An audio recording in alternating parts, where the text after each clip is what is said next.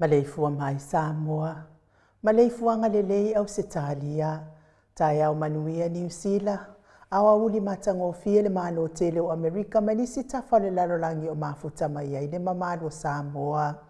Tai au manino le tai au tatoa le tai au matangofia o le asotofi. Asotofi o yuni lua se fulu malifitu lua afe lua faa. Whaafitai tele ile atua ila upule wha soifua. Wala whai mai ai le leile nei tai au fau. Whaafitai fo ile soifua tulu ile mamalo le atunu. Whai ona whaatino ai whaiva matiu te masani ai le mamalo o Samoa. Ia so taitasi. Le anganga whaalualo i whaafeilo ai atua i sunga i au ona tofia le atua i so se whatatapu ai.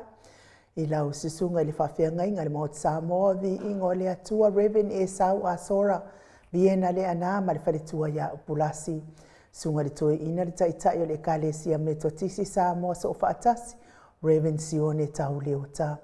Pasta vi sita whelava i amo sa ma le whaletua ia vai tama soali i. Pasta solinga solofa ma le whaletua ia whaavae. Sunga le toi ina le kalesia la mo sato e fuata ina Reverend Tele tausanga. Ma le whaletua ia matau aina pino no tausanga.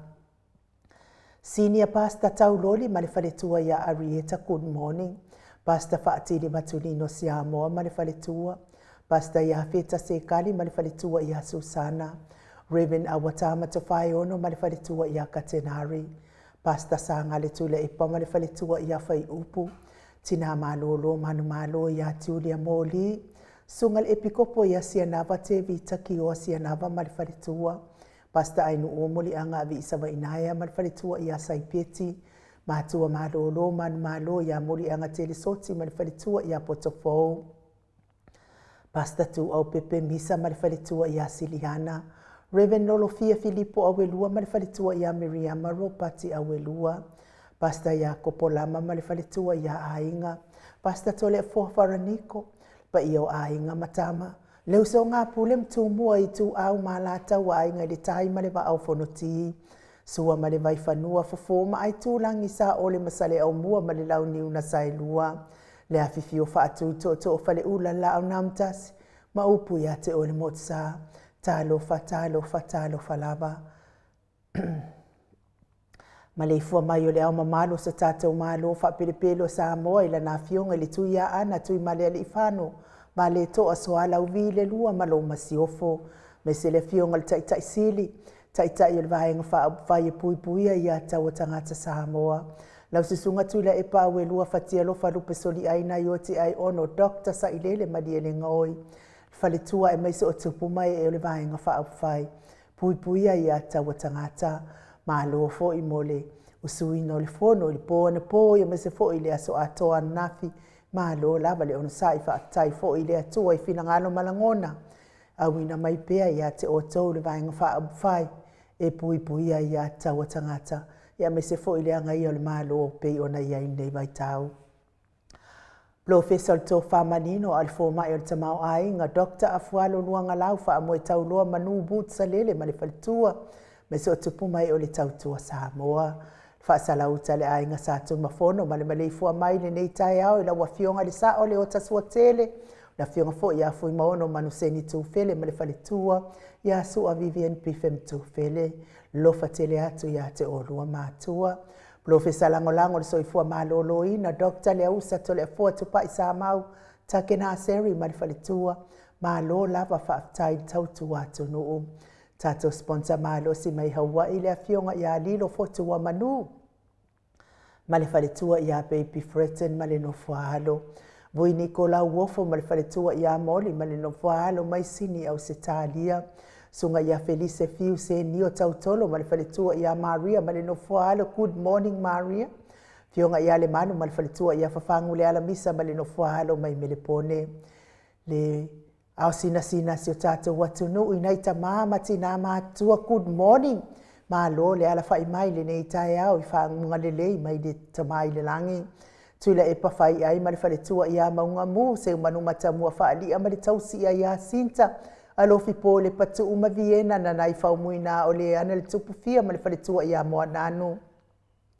Ma lo lava le tatalo ia te o tina matua telesia sekolasi tika to'o me se fo ia o lele matapula seu malo fareti funga moli atu lo faanga mo o tina matua seu malo aso vale fa alava au tio nu ese Paula Banks fa asu tu sa fa e fili le sina le avai Maria Akiao sina le Burton tuala Maria Blakelock pepe si itia e pangalu wa fisau fo i ese tata mala to a matai o maluloto matangi vila wano longo i pule peleti to i loa leifi fa ai u fa mau fa mania tele le atua ya te o tau tina matua tina la i te o tatou maftanga fa aftai foi le lango malo si le fionga le tai sili mai se le vaenga fa au fai good morning wa asili ifiti fulisia inu e tele ili fa so tau mamata talenga yanga fo pula salua tele mos masusana lau fili aro na fai ngafa male faletua sunga ya to alima le ifi pope tuala tamale langi male no fualo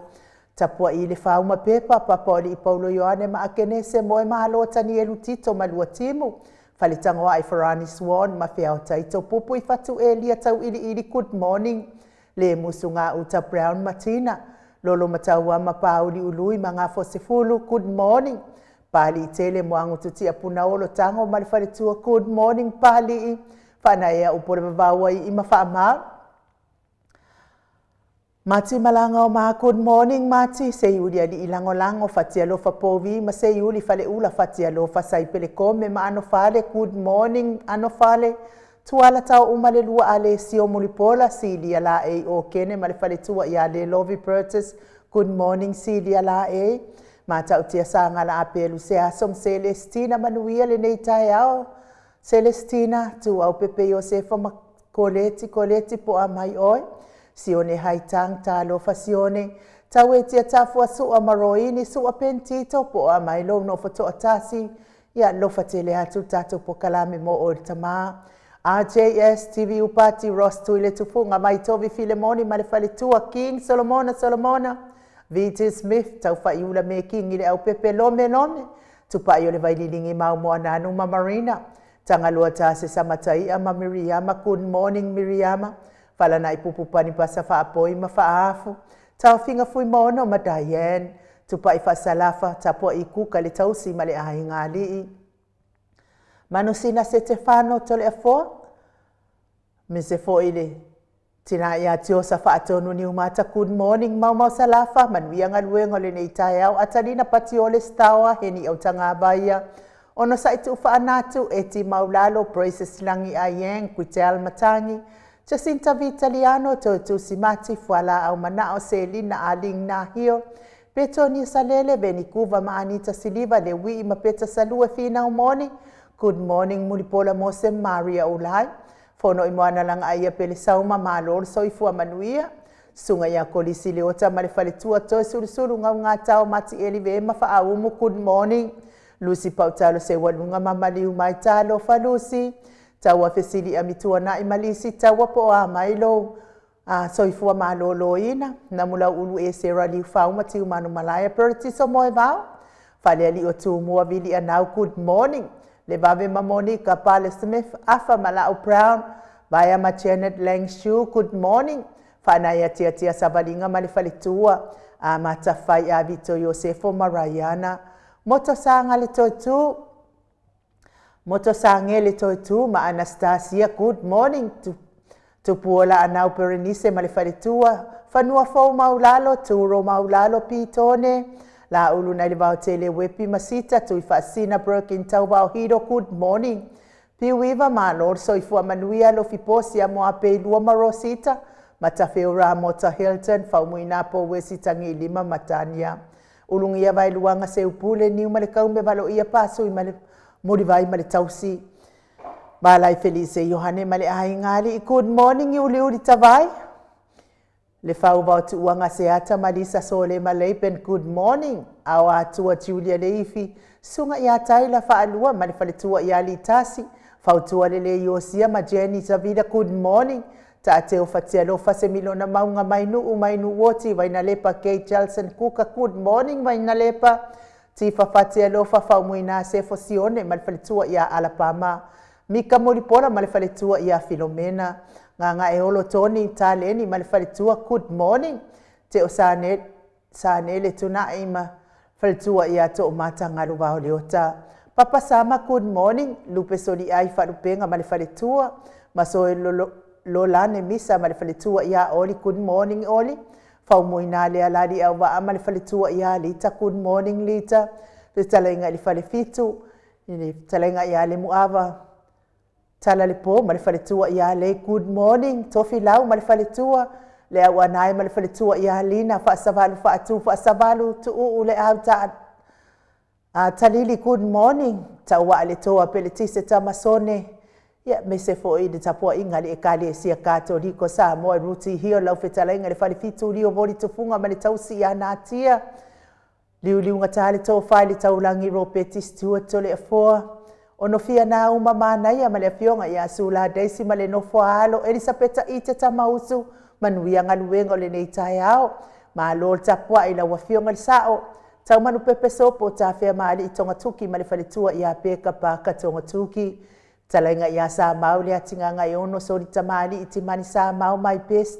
Ia ma le tausi au lei ma le ai ngali i wha manuia le atua le nei tai au. I lo fatele atu tato pokala me lau talainga sa mau. Ia mes fo ili mafuta mai ili mato o tustusi lungo apio fōlinga. Wha pia fo i matato YouTube le nei tai au fō. Ia whaamanuia te lele atua, whaatai fo i tau tusi mai. Tele fo i o le tau wala au mai, mi whaari mai o tau whina ngalo. Ia mawai fo i langona i nei, tātou por kalame nei, whaatai le mawhauta mai le mamalo so tātou ato nuu. Ia se kau kirikiro aku kako api po o i lewa wawe mai la ngala ni nei tai au matango fie.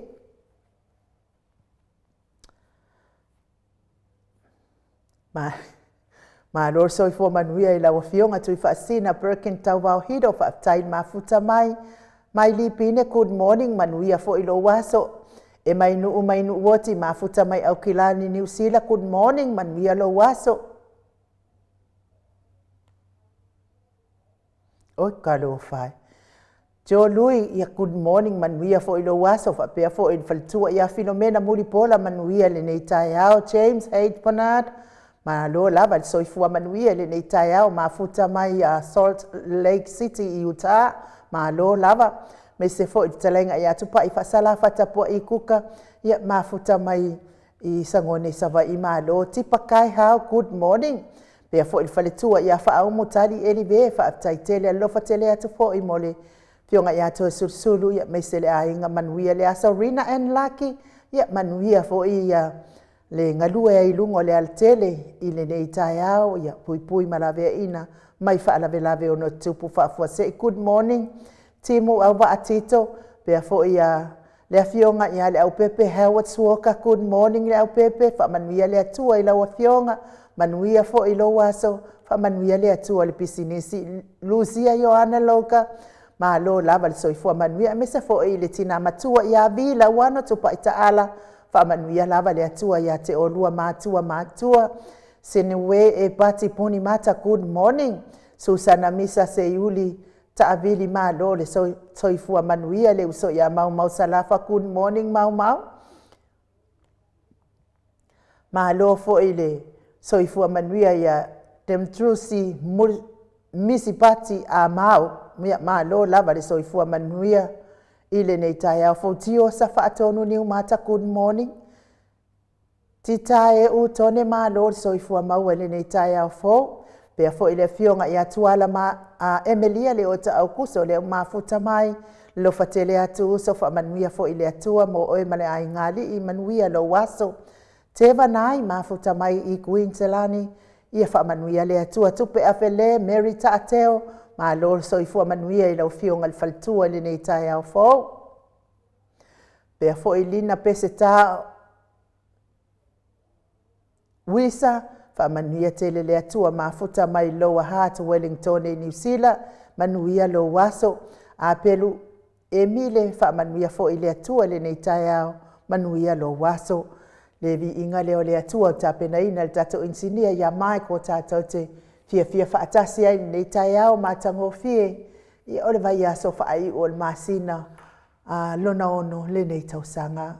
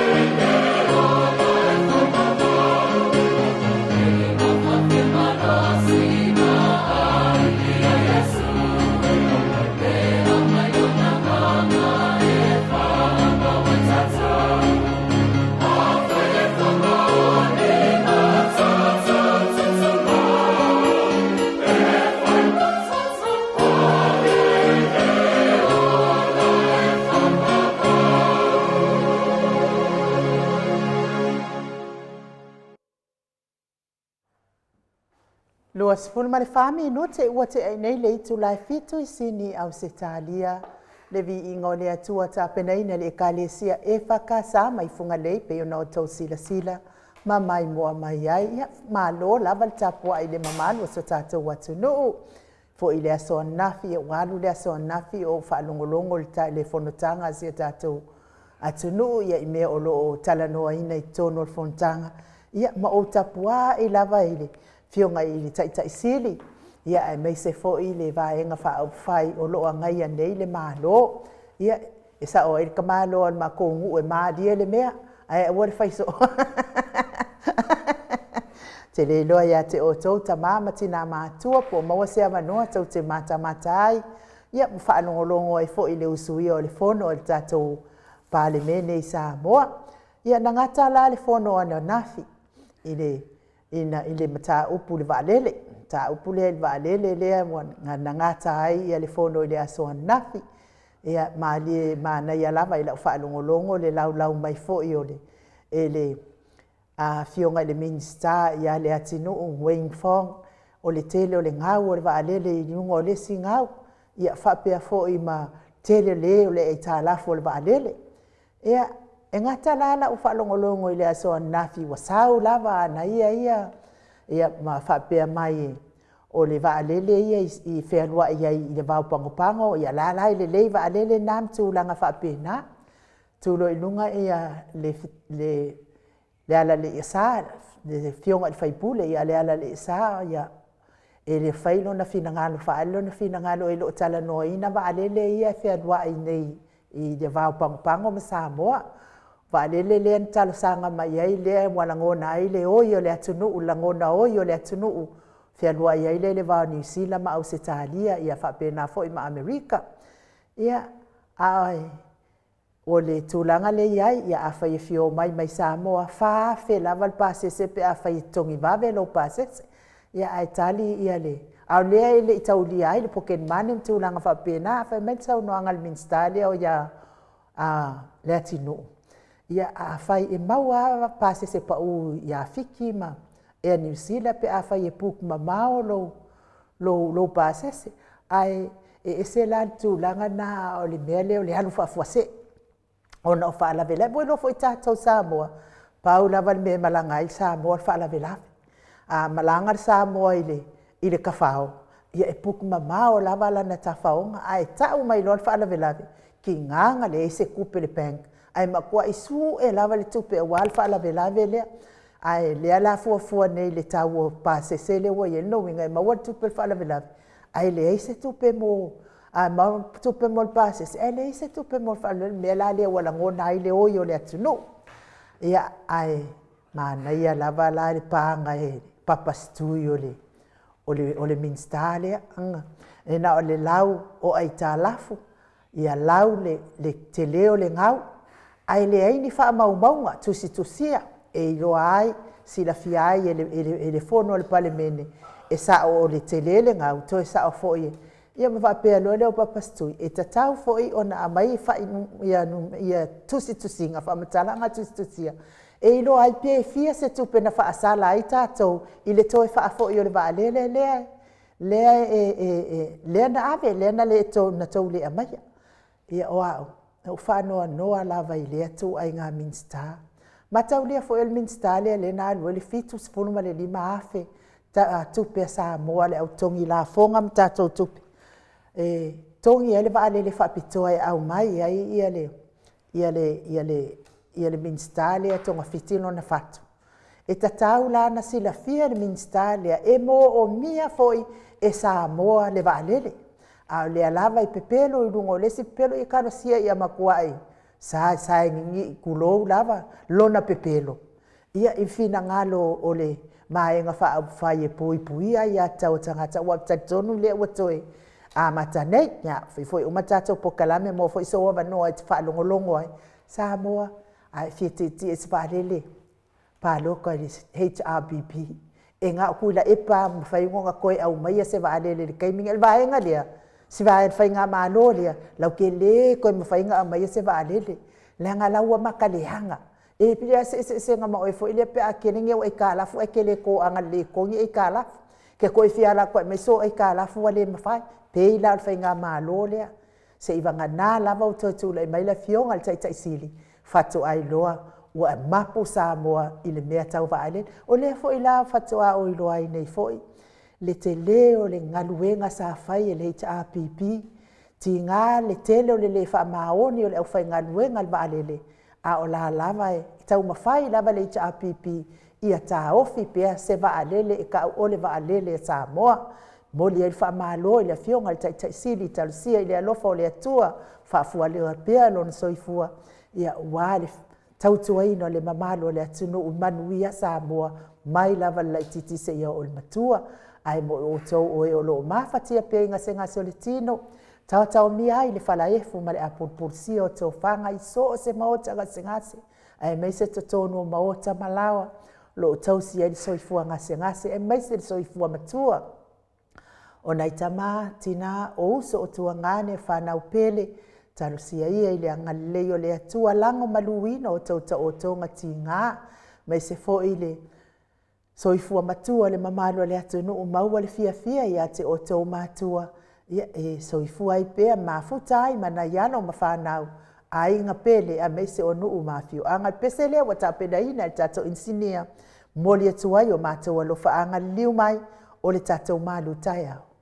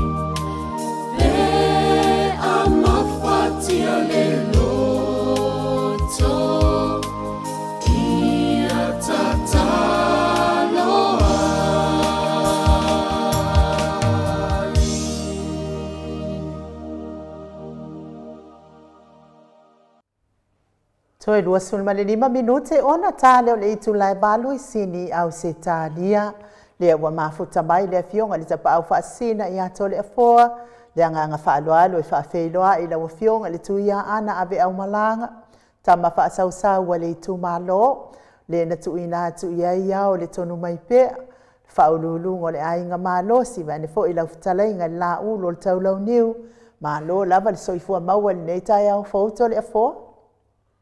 Malo fo soifua malangi ma e ne tai au matangofia inu mo foi no fa'atulou le fio le nganga pa ia le tatou mafutanga le nei tai au ia me se foi paanga o malava le tatou mafutanga malo soifua malo fo le langi manuia ainu ia tatou tau fai malo lava i le alofa o le atua o kaufololo mai malulu le nei tai au to le foa vi ia le ali e fesuisuia i mai pea le tala i tau ia ua fo'i soifua malolo ina o le mamalo so tatou atunu ia le te tau mai nei ia o le sa fa'amatala atu fo'i le malie o le usu gafono o loo faia nei i Samoa i so tatou palemene mo li fo'i fa'amalo ma le fa'afetai le afioga le ta'itaʻisili ia e maise fo'i le vaega i puipuia ia tau tagata i le agaia fo'i o le malo nenei vaitau ia o le matua strong lava o le e makua me tutu'a lava le vaega le agai le ia nei tole foa na ngata la u fa'alogologo ana po i le talanoaina o le fono ua o'o nei le minista fo'i le feagai nei ma va'alele le talenga fo'i a le atinu'u Wayne Fong ia tole foa i le ai lava se'esega o le folasaga a le atinu'u le sa fai ana po i uiga i ai tālafo o le va'alele ma le gau o le va'alele a ia ma le faiga o kala o le kupe a le sia vaega ga le fai ai le gipepa fiu e ami statement e lē ai pe ga'u mala ia faiga o kala o le kupe lea e faiga o le tala o le va'alele lea ga le fai mai gau ia ikalo fo'i papasitui kulo i luga fa mai kakauga taipo pe fia fo'i lana ele se kupe o kokogiga ia le akugu'u i le feagaiga lea koe ga fa'aleaogāina tole po malo ia ele o foi tatou pokalame masani foi matamā matinā lea tau fa'alogologo atu ia o te iloa fa'afaigofia fina lia malamalama le mamalo le atunuu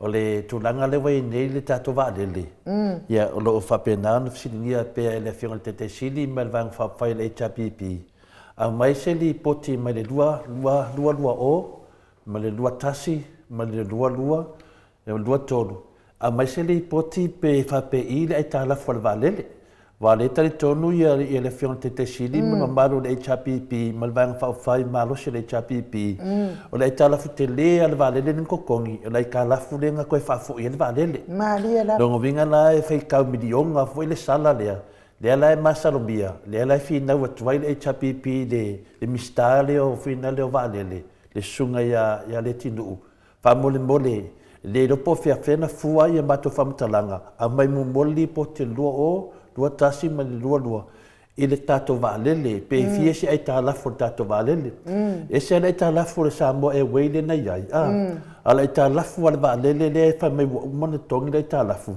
lea la le pogisā nei le atunuu pe fia se ai tālafu o mea mamā le mea na le naunau mai ai le afina le vaega le e agaia le malo a mai fafo pe fia le ai tālafu a le va'alele a ta'u mai lole le ai tālafu le va'alele ona mafai lole ana fua atu ia yo la tofsosoani a wafutulaga mo le fa'atausi va'alele o le mea moni a Samoa alaga le mafaina fa'atausi tatou va'alele o gai ke lē le ai kalafu na fai le vaga fa'aufai le fasa o le toe fa'afo'iga le tatou va'alele a ua uma na segi le tatou atunuu o se mea sili lea na matu iā se mea lelei mo Samoa na saigi le afioga le tetesili ma le vaga fa'aufai le HRPP ie na latou segia le va'alele mai le va'alele mista o fina leo o finale sai ai naten a le wa mai da vaenga le toi fa fo le va'alele fa sala e lo tatou e tangata o le va'alele le ile milionga ai tālafu le fsilingi e tatou pe fia se ai tālafu na le fai mai wa totongi le tālafu le ba ai se si pe fia se ai tālafu e te sila feia fo i tole a foa o tatou le io atu le malu taia e mo le ai tālafu o le mea o leo uman whaonga pe a mai so ta'avale e kalafu la wa e ki ka'avale ma kokongi le e kalafu ke ngofo fo i lo fale le wa e ngalana i lo fa i lo maota ma kokongi le e kalafu Ale ai kalafu le pisa nei ai le hecha apipi. O le ai kalafu le vaale le wakoe whaafo i le i whaongaina.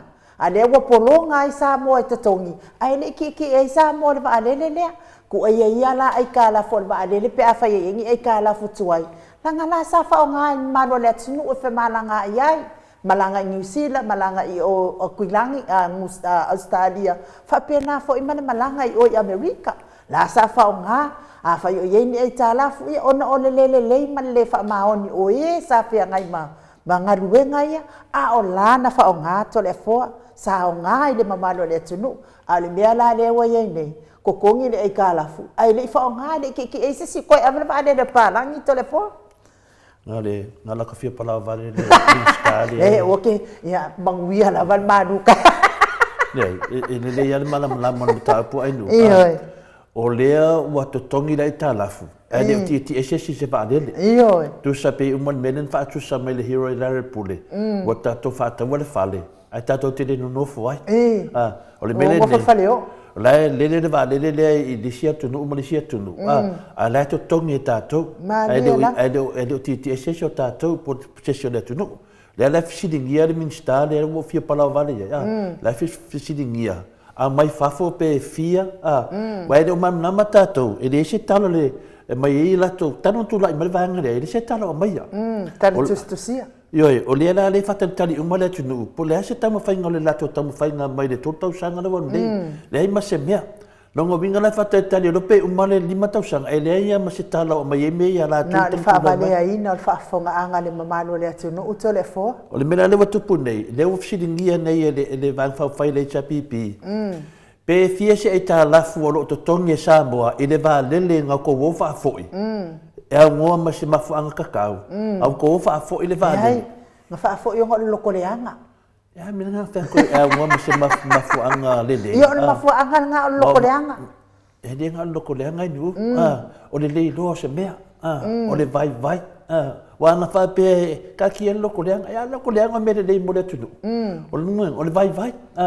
Po le ai fo se lato poto masani a wa fo le tina ino le tunu me la le tupu me nei nu wa to fa fo i le valele a le fsi ngia le chapipi pe fie se fa salanga e lu minga fai tau miliona le afo le tunu o to tongi ele lato me se o fa longo mo to le fo ta la fa sala tua te le mautino fa pes fun mal tolu miliona ya ngaka mai ale nga ya ka ilo ka lo sia ia ai awanga i mo Ola mena le mo ia lo mai kala ka to fa no longo. Ka pa ui fo na longi si milionga so so angi le malo le tunu. Ole nga langa psidingia. Po le ala me ole mai se tala. Wa ele ma faina fai finaunga. Ai le se me fai finaunga. Nga fai mai lava ole vo sau dalo lai kala fu. Le fia mam nama le HPP. E fia se kala fu fa mo le mole. Na ngovinga ka umele ele a mai lo se mea. Ia ka ko lo menga ko awala fa la ko. Ana nga mai nga ke le kupe. A wha maungia o ai ngā mawhore mea lea, e ka kaualai ka ngaka ngei o ngā whaakea. O ka mahalwa lea fura tunu i rato mese se. Mena na e whawha mai lunga risi mese se, i lunga risi mese se inu, o lea ngāngon tato whina. A pea le ola pepelo i o le sa o lea ato lea fua. E manuia le manutai au.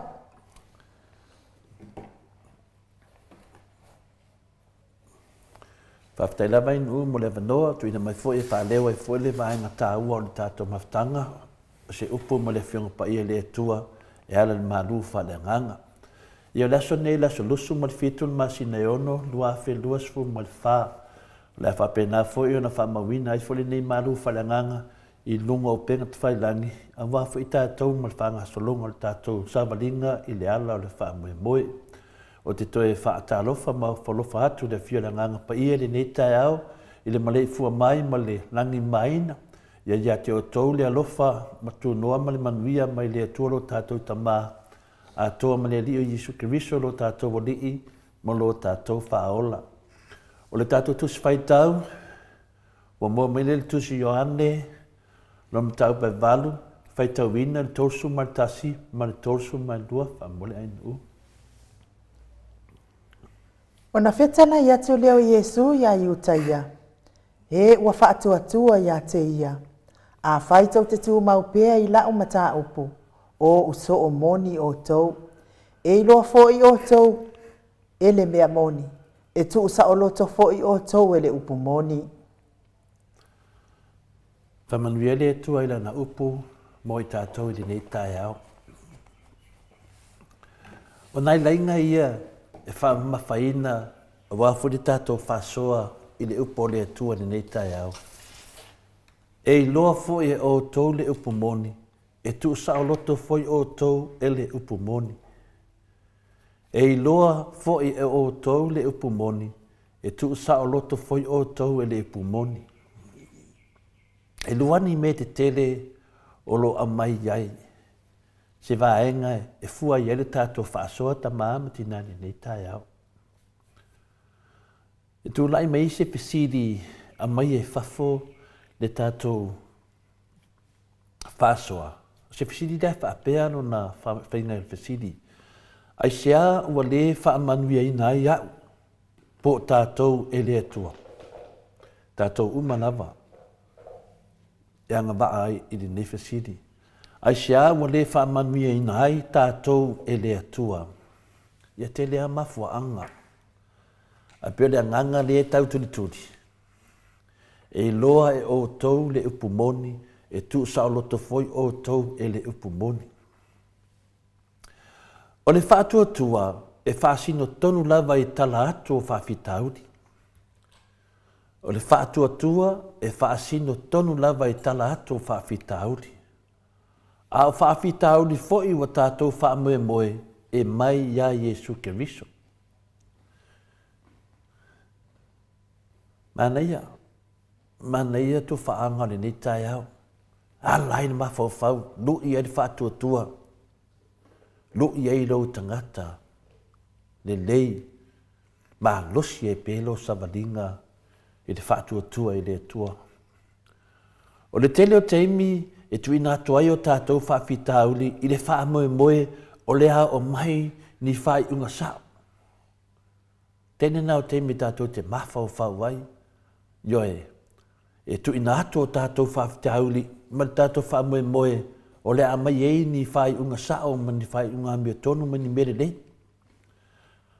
Sāri liu o tātou o langa i le rii, ma le manatu, o lea tu ina mai i tātou le while mū, ma le manuia e ala i lana whaarotanga. Ma nei ei o mei e tātou toe manatu, ai whape hori liu o tātou o langa i le rii. Wa tātou li liu le li ma tātou wa manatu le atu ina mai se fi le mu ma se manuia i o tātou o langa. Ai pētai, wā tili au na lave o tātou o langa ma mea tātou te whaia mā tili foi. Tātou maua le mautonu. Ea, e pi fōringa mea tātou tili liu atu le li, ai wā tili au na lave le soifuanga ma le o langa o lo tātou o lai. Ma tātou wātili en ma tātou le maua, ai wātili en tātou le mautonu. Wa tātou whaamoe moe fo i aso o iluma o le ale aine o tātou whaafitauli, o manatu mana ta tele a tātou ro iai. Ai longa i enkako whaafikauli lumanai, pe a tātou hanga i atu i le tua. A o le mea lea wa tupu, wa tumu i whaafitauli o tātou o langa, e fafa le isi whaingata i lunga o isi whaingata ma whawhitauri. Leo tātou iai. Ioi, tātou te ole e li e sau whawhikauri. Lunga o le si mea whaingaka i lunga o le si mea whaingaka. E pe e fōringa mai o tātou whātua tua ona a upu ma mawhauwhaunga ai le ai lava se mea o tino mai. O le ala se tari ma le fionga pa ia le tua mo i tātou. Ia ma whauwhaunga, ma ia manatu, ma ia langona le tātou te whaasoai. Lea se tali mai le whiunga pa ia le atua. E tele lava ina pupu o tātou mata i mea le lalo langi. Ai le tau la i atu o tātou whawhonga, ma o tātou mata i le hali. O le mea nai le tuku.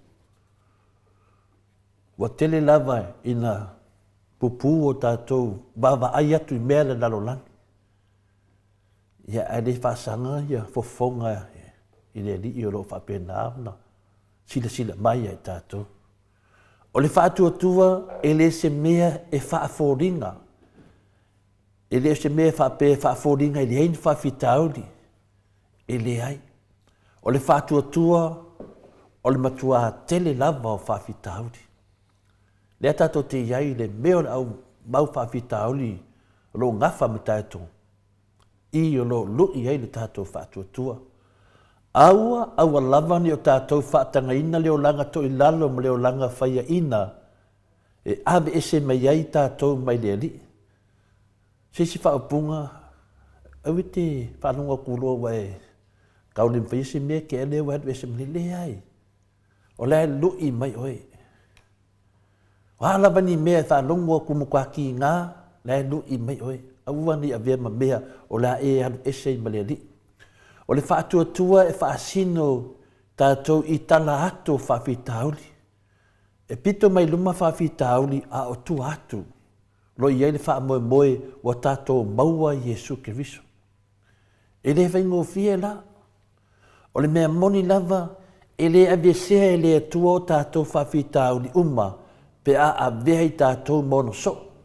Nonga winga. O le avea oe masoo. O le whaaputuina maina le tele o whawhitauri. E se le māneia. E se le māneia o le whaamanatu. E lui ina le tātou whaatuatua. O le tele lava o lo whaatuatua o le tele vui nā o whawhitauri. O le olanga whakesiano o se olanga tupu wae e whaiwhai pēr. E le tei motu. A ngai pēr le kerisiano. E a ngai pēr. E a ngai pēr. Wa ia fola mai e whaatasi mai tātou, ma whaoswani ai tātou, ma whaamalosi ai tātou i le lotolotoi o le mautonu. Le teimi lawe te le mautonu o le teimi nā le ali. Awane i ngalo. Teimi e te whito ai ma tai ai ma whitauri o le teimi nā le ali. E se le loto le poto le tuasu so ngā tāona awala. Ioe, le teimi lawe te lua mafuka mo se mea, mo se whawhika auli, ia a mailo mafofau o le teimi lea le li e tu lai mai loa. O le tele o na nei whawhitauri o lo whengai mai tātou o le mautonu. A o nei whawhitauri foi, e le whate i hai le atua. O le wana sila fia le atua whawhitauri. Wai awina mai ailo na nganga e tuina mai ai ai tātou le taita inga i mea uma. O le whea sili atu. Whea ngai ma whawhitau leo leo langa mati ngā e au noa ma le atua, pe whea ngai ma le atua. O whea mesiri. Ia e whātua i le li i malo loto atoa, ai aua le whaalangolango i lou lava ata mai. Ia e manatua o ia i au wala uma, o na whaatonu ina ai lea e ia o wala. E tonu tatu tus whaitau al whata oto e tolu, nana whaipu 5 milionu. Lo tāti tia ai vaenga tā ua ia. Fisoso ani mō tātou. O se wholofolanga matango while nei mai le tua, nai lole popole vale. E ta tau na tātou whaalango lango i lana fionga, ma sa ili no na poto, a wā o ia o le tua e taita ia, ma whaatontonu o tātou savalinga i le whainga malanga o le o langa i le while mu, ma le mauti noa o lo whaatasi o ia mai tātou. A whaitou te tū mau i la upu, o uso o moni o tau, e loa foi o tau le upu moni, e tu sa o loto foi o tau e le upu moni. Io le upu nā le tua mo i tātou ni tai au, alo whangia e le tua lo na upu. Ia ulu masao i tonu o loto ma whina ngalo, au tātou whaanongo longo, manuene yaso tamam tina, whape fo yuso mtu whawhine, whiwhia tātou te whitu wha i le upu le tua, i lea taia whaftai e nu.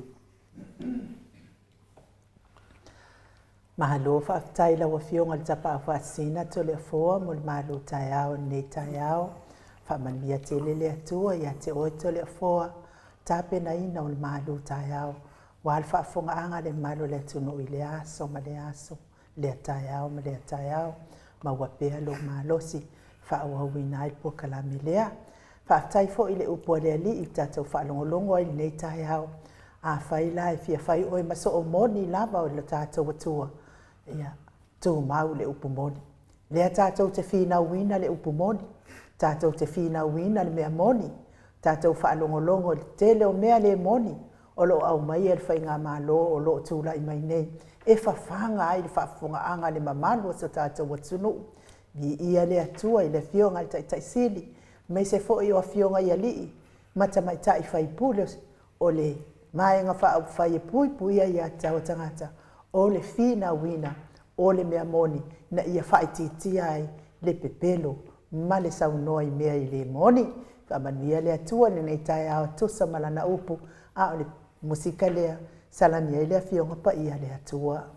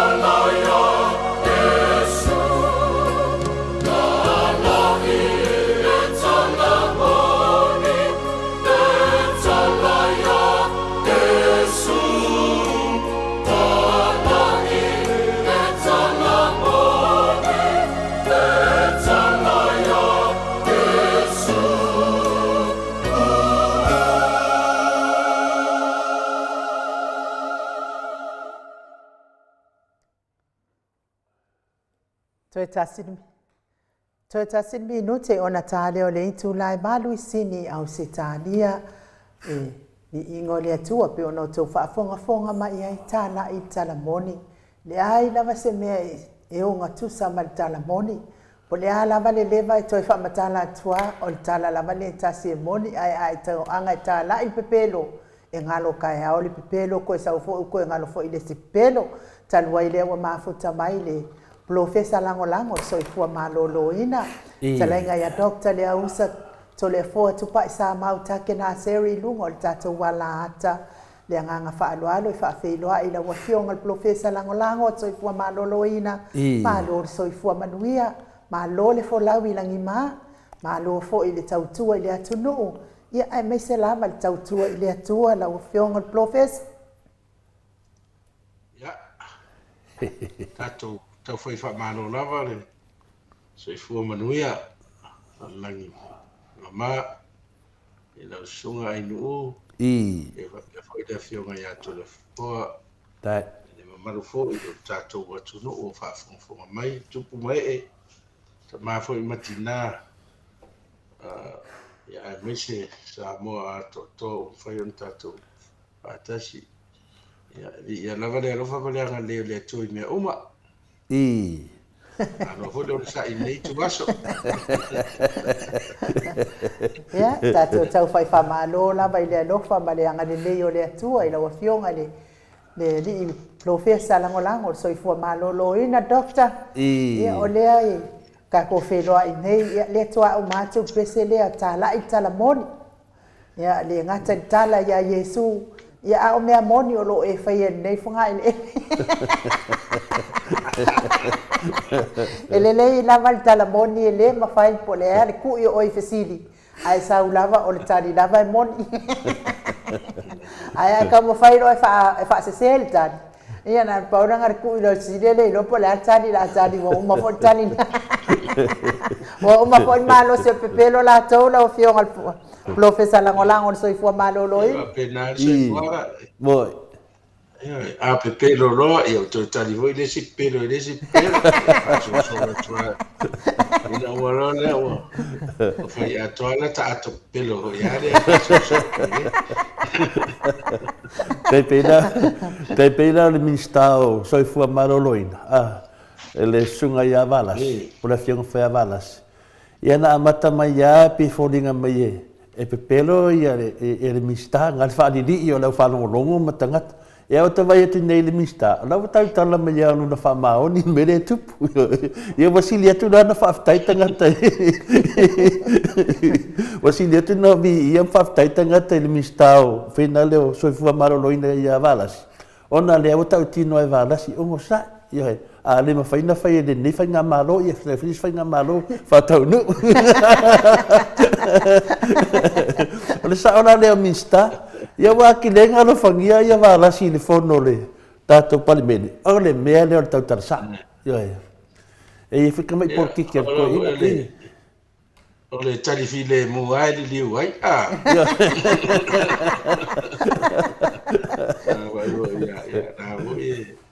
mana ia wel fainga por kiki a le fionga le minsta Mariela file mu ama stari fia o nei so na fa yo e pera da sa no ia wa melane mo o mo no stari e to fa solo mai no stari o defta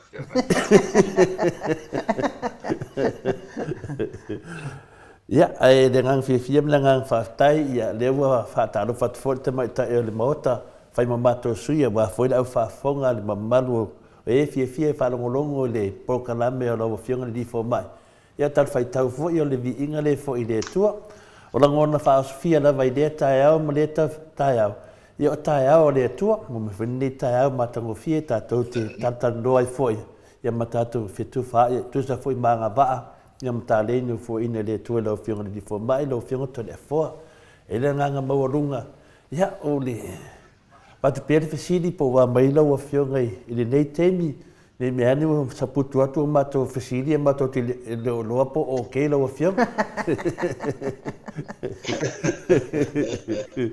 ya fa fsilinga fo e lo fionga ya lo Maua si feololo fa vele si fe auto ina. Te via sa wai o mai wala va le feololo ai. I. Dia lai maua le ora maua le malus. Mo. Ia masina fia lai titi. Ia wala va na me de ise veta te nau te le isi me ai te ua ari. Maaliela. La tinga ina ma fa o le so na so si foi me te le o ye le tamalus. I. Te ro ta lu fo ta fia poto fo le ora ngores. I. Mana yan mato. Ya lo I. ya lava.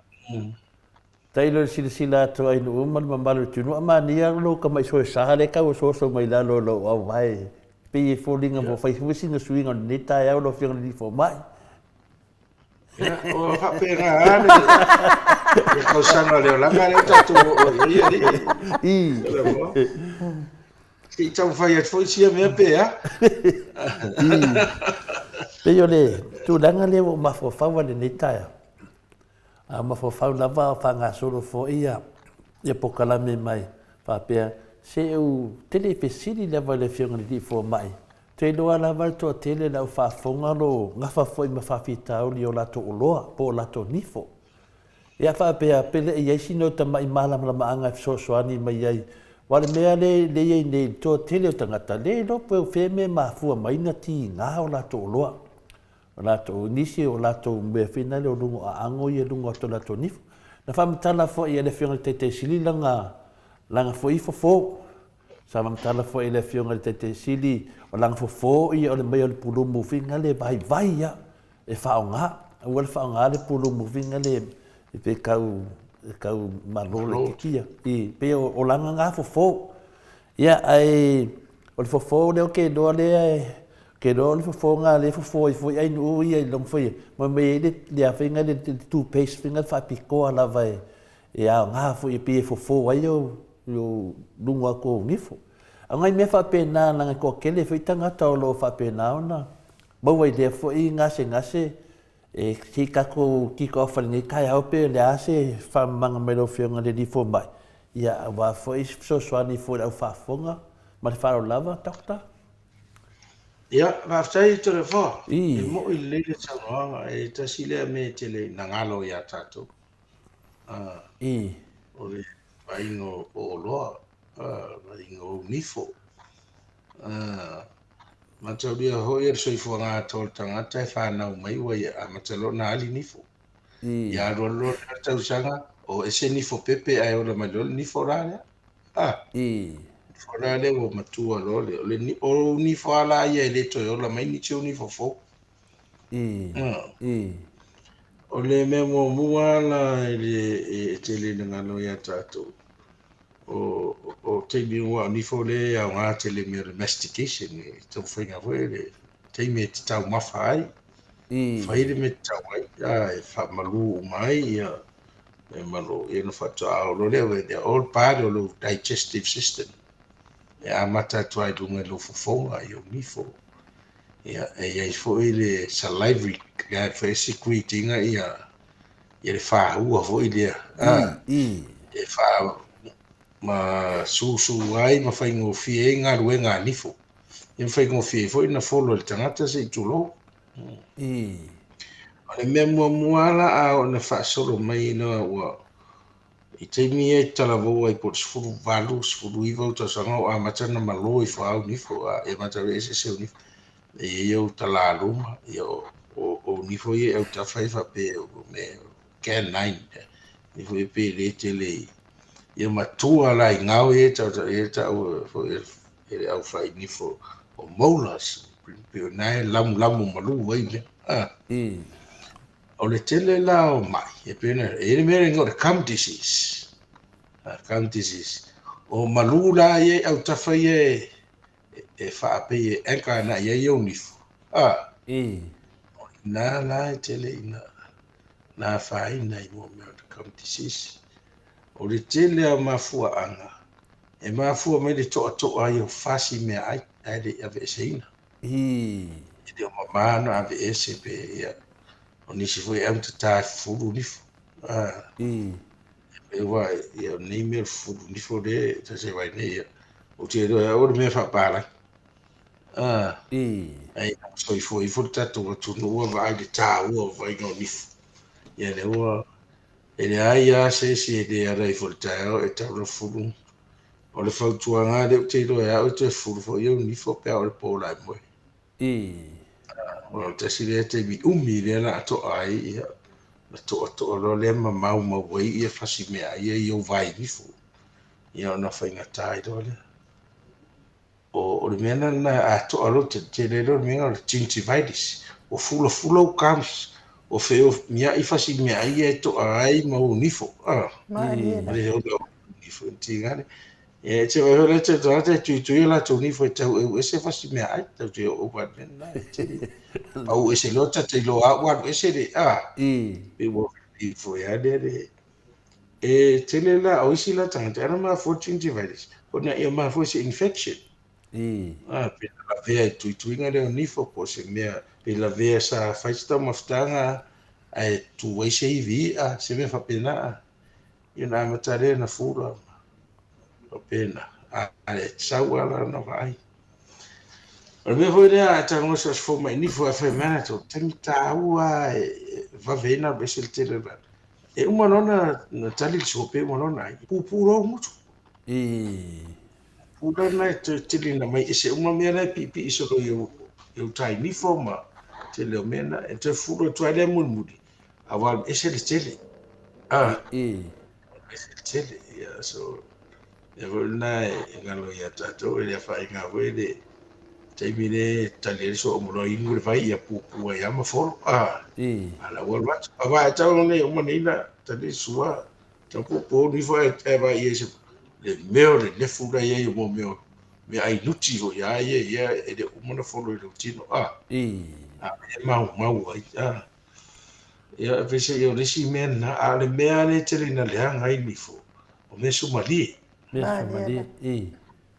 ai me sumali ia na i road lo lea ua iai mea ga e tau le iloa e le mata me pegi mites e ola i nifo e le iloa atu e le mata e tamanana pe nonofo ai ma atiati te vai foi tata le au i lofia lau ai me semne te vai atu se mea ululi la potopoto e oso le vai nifo alo rai mata pista mai pura ua ola ai le cavity e ati la e tamai mea na ia le ai le iloa atu e ai la o ia o te la te whaongan mea foi le scope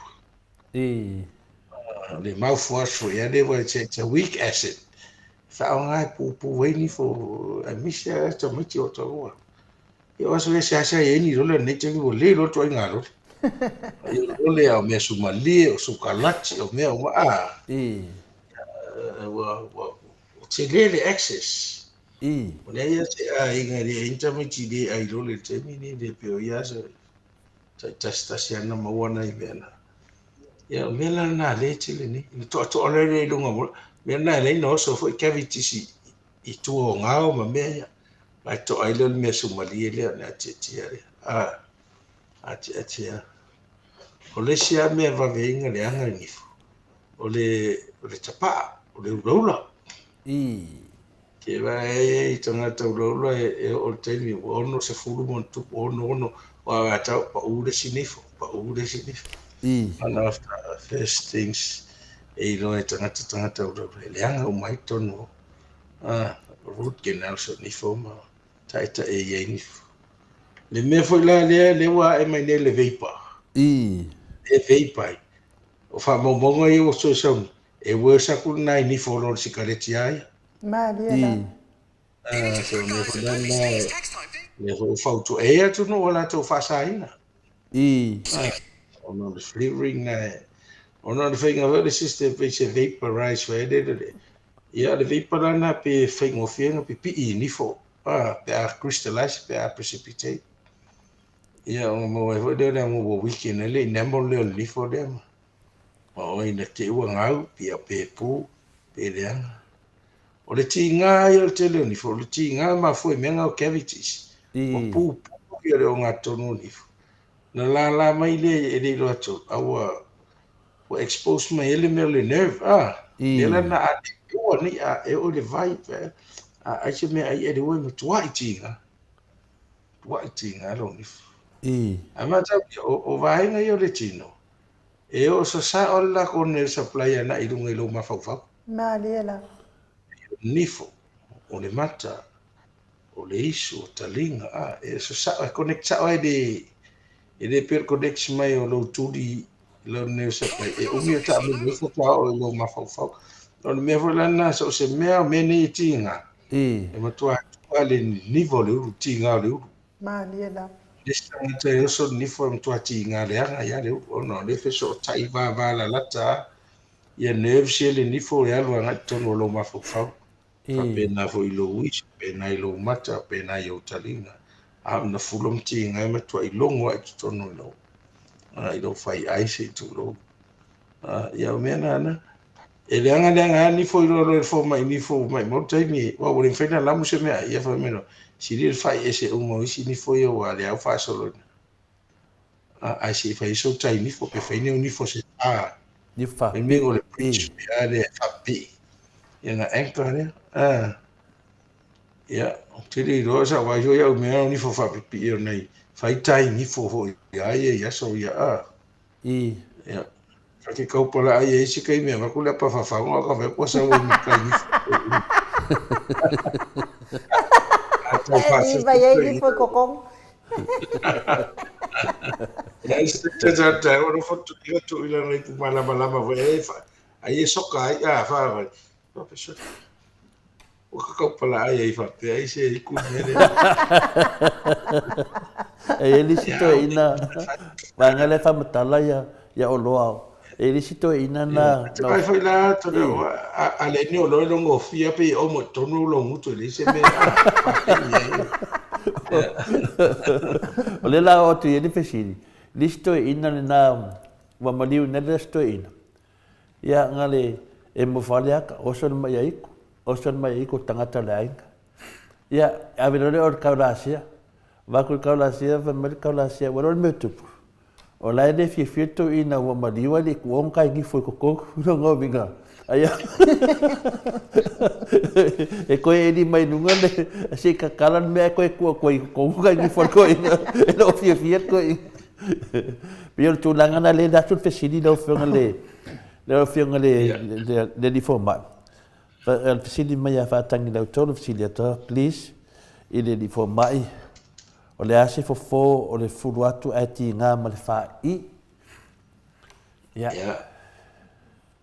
Vai la O tua o lo feiva se tu lo. Ya mau manunga lo apa chonga. O le man vai nga le tau tatu le wha i. Ya ma tau ya vai e se lo larynx ya o le pharynx. E ye vocal cords. E ala lan tau tele me na fa i ato o lunga te isi nga e la ia mea nga o tissues nga e ka mo me o notes o notes la ia so se infection ai tu po se virus po se meton pe se infection o lo nifo pe e usually e overwork ia tissues ia e produce me o white blood cells ia kusa o lo pigi fita ia it's tono lo toto pe so sto inga siama po le virus po le ayo so mai ava pera fulu atu nifo ai e falongoti inga e le lopo fulo o tonsils o be tisi se ko tonsils se tawana mai ese ai so ele mafu anga o fulo ai o tonsils po ye se so root canal also iso ngare dental abscess also se alo lalo le mele le ruto le nifo anta yo lo au vai de video au vai e mo me dental socket e ya me e udule e enka yele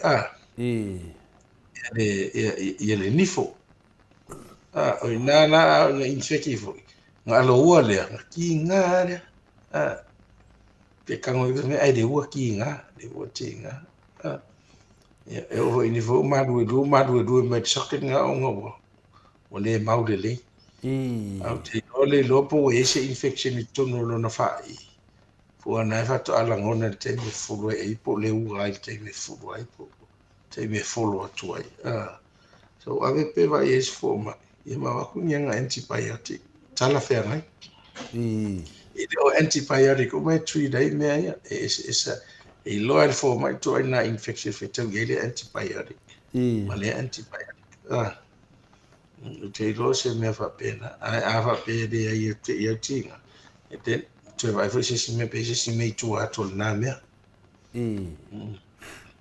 ia pe le watari le fesili na matawasenga a pe o le mele a fe na ma ne fo i tato tatanoa ia e ngalo lava le nem taupu te le antara noa le fatu ia ma le ngungu ia misi a le tato tatanoa nei o loa ia wa o tato lo nei ia e te le ata la fatu sa ngi me o ngifo mai o ngifo kuli mangu o le vaenga le au ia ka o le ngor kangaka o le ngifo kuli mangu ia o le ngifo kuli mangu ale fasa i o le fionga ke keisiti e pi ka o finga le longo vinga o le ngifo la le kuli mangu ale mena le tau watu fese mina le ke mea le oso ai le mea kau le fai ai kau le kwai kau lungo lo fai ai le ki ngā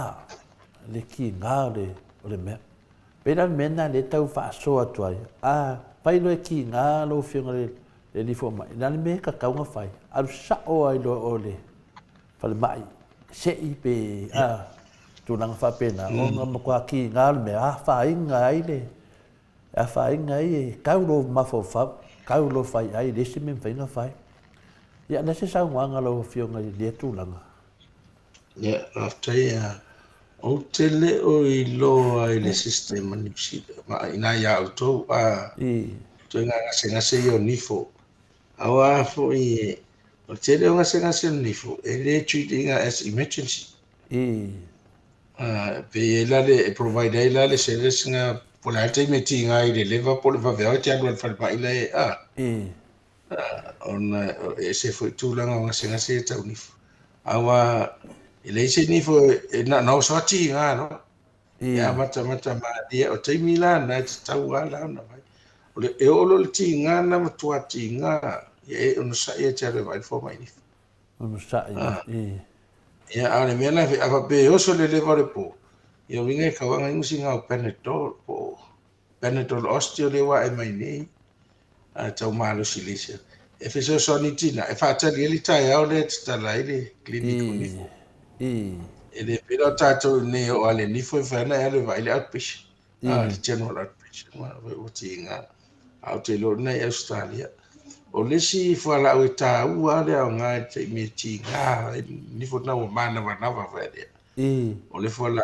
nga te le ina fo e te le fa ta over the counter ta u supermarket no le ta le Nurofen ale ibuprofen ale le ka o le Nurofen even aspirin you can take 2-3 aspirin if it's also ona la le ke venga e tau fa vai vai ele fula o le fula le fusi tono le socket le o le nif e te fa long pe mana va na va ve ade ale tinga e to tau al fai ai pe no to fonta o vai nga o le tino vai la lata le mafa fa vai tre alu longa neves longa neo se sa connect le brain o le va ve no to tinga to le mena na to ia ai mafolo tinga na to mio fufusi te le socket le fula o fula reactor in tato mele ni smart le tinga if so ani la ia fola una le aspirin Nurofen what to fa ma u ele fula le to relieve le pressure lungo nerves le to ferro radio tinga malo pio le tasina tato ia fa longo ia le fautua le fionga ni fo mai le vale popula se me ia nai fa la au na meti ngai kau kari ele tai au ba ai ele fo mai fa pito ni fo ia po loa ia va le fa ngai stanga ta me finga le ma se masima kau mai pupu masima fa ia mo ka me lai ki fa pena o le tele ni fo fa pena o le cavity le la o to ai me ai ia tau tau do elvasi me ai le wati ngaro tinga le ia ta me la na pe e tau fio lo le masi pu pu e pe tau te ai le fora Ia ma le maufuasilanga le scope o listerine wa le weak acid na ke whaalogo koe kaulia umanga e. Le mo so o le nerve le o lo nifo. Ya, longo vinga wis ka ngaka wo fa ngal pala le palaya finga le ya. Au su e me finga venga. Wa makua le mafai anka kari le ki nga finga le ai me shangi fo finga le wa maru e dua koe apa umai fofu. Ya ke ya leo fa finga fai longi fo. Mai ola ka me palaya se ya ko mai fofu le. Yo fai mo me yo le ti nga. Fai mo e fati ngo o ti na o ne me wo ye.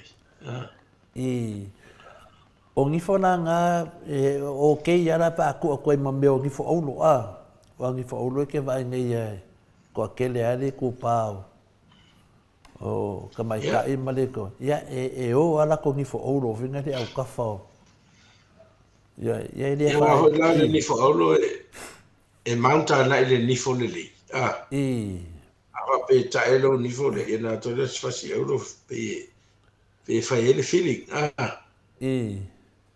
Pie na te wa le pe tu ya to fa se me va te le na me tu e si fa go le se ni fo lo fa pie o me ani fo lo se mo cosmetic e fa i ve pe fa yo se me fa ma ne ya ti di yo e ma to inga me va pena yo ni sina tu da na finale ya e ko sape ele ngio kala luma pe le ngio ngifo o ke ya lo so fu maro loina pe ya o isi ka ya kwa le ya kala luma al makwa ola so fu maro loina ele sa fa nga kulanga lo fi ngi fo mai ya fa la wala mo no la man manos ola fa wata ia le to fi fa itala luma ya la le si me pure Ya mata amo no man man si to fu mana e fa mana ia la o period. To fu na e te mi te fi au le le fo i ma. Ya ni to no fa li so tani fo le. Lango minga lao. Marco aquele ameroka mai no Facebook, eu mai mo meu ngifo fa pipi. Lo minga na ele a fa inga kamanga o sili akulangi fo fa pi ilo ngifo mo ilo fi ngi fo mai. Ja, we no vai ya tau ya. Ele te ya tu sal ni fo fapi man ni fo mo ya. Wa ya fo ya isi ta penanga tele fai mo ni fo fapi ne. Ya wa fai na we se fo furu ma. Ale le fo no furu ma to ga fai ele manungi na pipi e le ta fe ngai. Ya ale lo fo. Ya desi me e maola wu watu wa ka ndo ya. Ya o me isi lo ni fo fapi. Au me ai e sa pa se ya yo le. So me fa pena fa ya fo stele e de fa pela a fa yo ni fapi na okay e. Na wa e ya na limitation so. Na e de fa inga me ve tasi pe lo ni fo na fa tu mo matanga le polo ni. Almena le pe fa ni fo le fa lo preach do. Ya ro le me wa lu me pe fight. Ya taudo sina me malo isi do. E te place atoas. Ya isi me wa e lave ya gato e me lave. Ya isi ni fo fele me go preach. Wa I fix ale preach ya wa ni ko e fulo e la pa me pu fe. E te la fo la ta fe na ni fo fa pi ri to lo. Ya ai pe fo dinga mai la kai ya ba ya ku finga le. Ya ai si fo ia ko fo ko mai de si ko fa pi le se de o ye se ki nga de o ye se ki nga vinga le pole me ma fo nga finga de nga ngos tanga ta faila ko ni fa pi o ngore kele ki nga ya ke do le wa o ma ku ngai fisili o le o ka ko o loa a po ngifo ya vai ke le fo ya o kala fa sa bo ya e fai ngifo o is fo a ina le ka o ngifo loa ya e de apalaya la ngifo ngai wa ka mo finga o finga mo wai o mai fa sa bo ya okay loa e kuli e kamanga giro mo kala fa sa mo lava ya la ka se e kun fesili le a le ata tabale Fa mai el fesili le ata vale. To le fo fa mole lava se fesili tu lava ya tak le usa. Po le hale mea ma fai ai, po le hale mea fo ai, po le hale se fo I al fa fita o le o le liva fe feti. O le feti liva fa mole lava man wel po kalame. Ia e se vai fo le atu langa lo fiong le fo mai. Well, ole fatty liver, e tele mafuanga. E It can be from alcohol. e Alcohol, number one cause of fatty liver. Chronic. E hui inupia, alme manus. E ando alu la le liver, feo loa, maka o changes mo muero o fatty. Ai vai le lo microscope. Le mea le fat deposits, lau sala lau so. Na matarore wa compromise wa tau whale tonu ia tiute ma whatina ino whanga yo ingo ngaruenga ia le liva se turo e ele pota la porka lama lenta tata le liva ia it's a detoxify po ame ona umati e detoxify ia le liva ena le te lo ia u pero me yo vai sa mo me ole la wa ma lo tu fatas se ia te le lo por ia e va tof me ia na fe lo lo ele se me tu ona le va lo si lo liva detoxify me ia ai se ya la no o se tulanga pe o fatty o fai pe la le lupia ya inu me malo si fa solo ato o over se furu lima tau tanga fai na ya ole la va fo ele liva ia tataki ama tau na ali me na tau fatty liva al fatty liva la description o le liva i de no o mo ni mai de ma fu o no o de lo o kelele injured liver from alcohol ya resi me ma wa ya hepatitis virus hepatitis A hepatitis B maleti e feololo la hepatitis A fai ko recover recover then you're immune for life ale P it can be a chronic you can be a healthy carrier ola ke manosi mai le aso ya kulo koko la pastilo hepatitis B tu sala ta va te ferra ala ferra ilo toto le ya fi nga ma le liver de la chile na ro foi ya o changes foi na le liver ya pe o time fa solo lo wa ma ta na le anga fa le ton le fatty foi ya le Apenas foi atu I sa I dinga fa fo mai o le tasi ni toto o le vave ia na recover. Liver, it prepares itself. O me vai la ne a vave ele fa tu a pete lo lo tangata to anga inu vai sa mo inu mapia sorry. Fai fo o me te o mo te o feio lo liver. Ai no a fai pe. O fiu vole liver te te toxic ala sawa ia na ro feo lo foi le liver ka per feo lo kidneys feo lo liver ia mataro na tingai fa so toi ia na feo le hepatitis B is a viral hepatitis ia e ma fo na ia o le sito inga me ma fu ai o le ia o le lapo telefon tino lapo the obesity, morbid obesity. I finding it on post-mortem or they have fatty livers. Or they have a ferret deposit of oil fatty liver. Can be from that also. Me one of your options lie. And I tell who are fa mano lo liver. Pira o nei to inupia, o nei to ia se me vepe. Pe atele fala mata ai carbohydrates ia te mune fruits ma no fale tonu le tele foi os symptoms le manongi ai e vale le uri mai tusi e le manongi nga o fito hepaticus se me fala esa ia lo foze tu ona na le wa makanga fa in liver tu pesa sama tono mata it's a worst scenario si many of fatty livers. Me ma for fatty liver. Ka do fai. Ia no ngo vinga ke le lau le au fa no longo le ye le ngo fa lo ke manga var ke mingai a po okay me ka ko di fa. Yo o me foi a fa matala ne lau fianga ni fo mai e ka sa foi mal fefe. Ia va me ngai ala ai. Ah no lava ngalo lava ia o le pia. Ia a mese ia ka mafa ese. Ia me se foi ngai a kungu ia lo fa lo ngongo ku foi. Ia mo meu o vai sa boa. Ia ai se foi da vai ka ke fa lo ngongo ku ia sa o defa makala mena nga vai. Ia o le vai dia ia o le vai o le la wes. O le sa salapa. O le ngong. Ia o si vai o le fiu.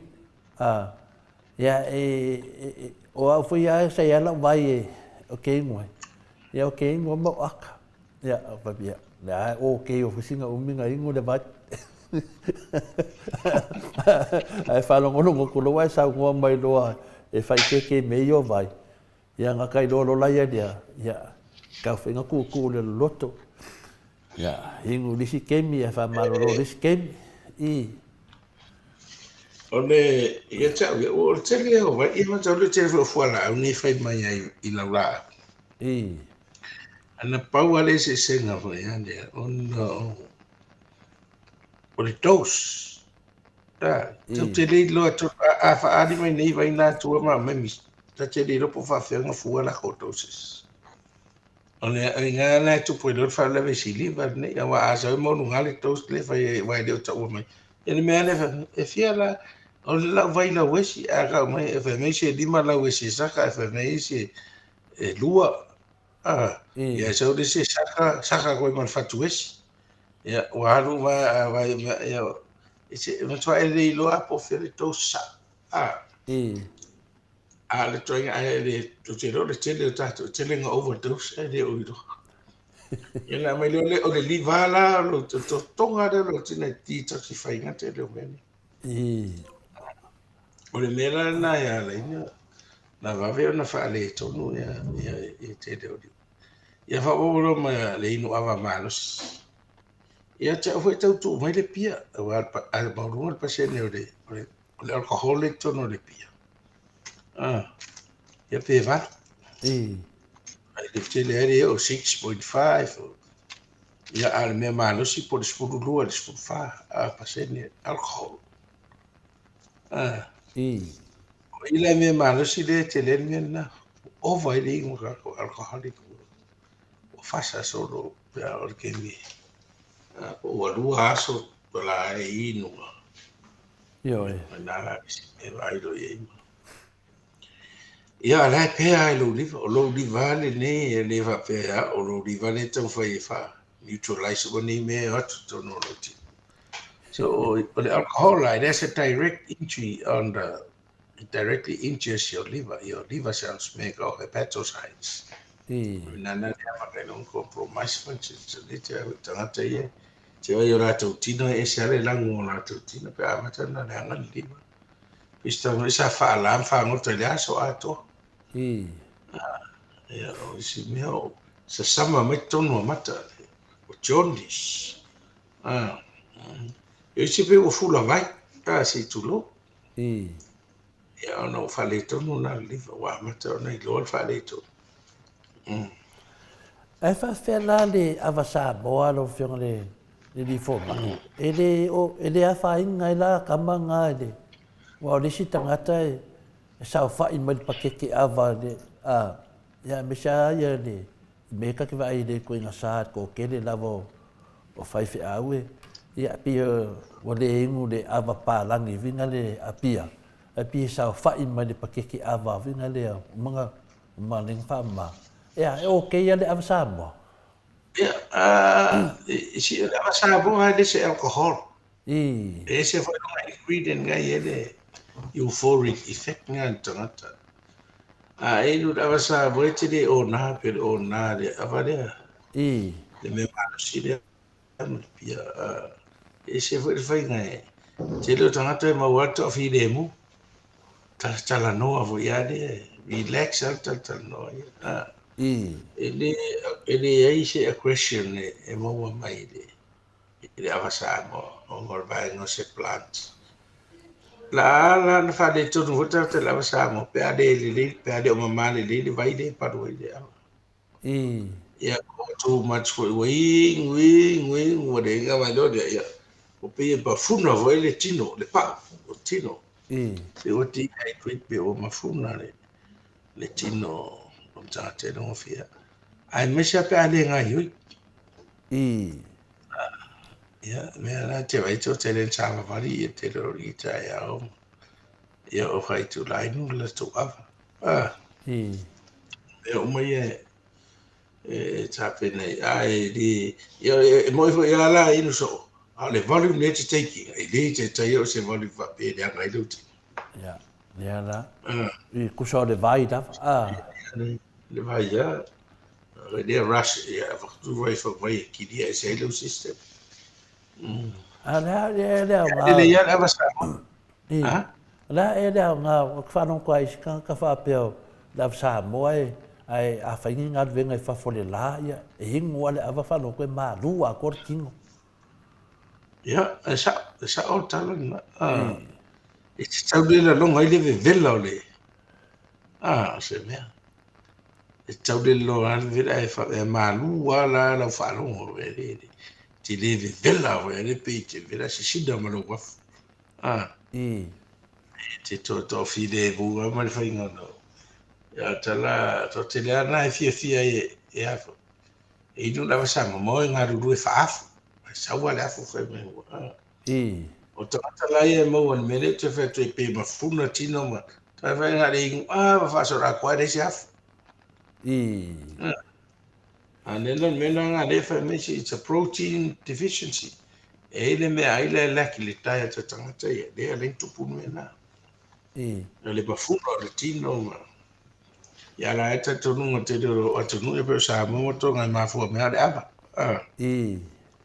wa wingu le ava konga ya wingu ava konga ke le o nga ke le ava konga a lisi la so nga o so lo wingu le ava fiki o le piki mai ya lisi a di nga fa ku me ko ma ke le piki mai o le di ma ko ai ngai fiki ya le piki mai o ku no la fa le ava ala va nga konga la ko fa a ko le fa mi mika loe e la va nga ui yo la ko le sa fa ia po ro di ma la fiki ya sa ngela ava mua ko sa si kemi sa palai mai ya wa ro ko tu de avala dia o lo kemi ma ke mai mo di mai di de fa ma ke mai il ma ko fa o ka nem fa nga ro ka ba de ko o nga de ava fiki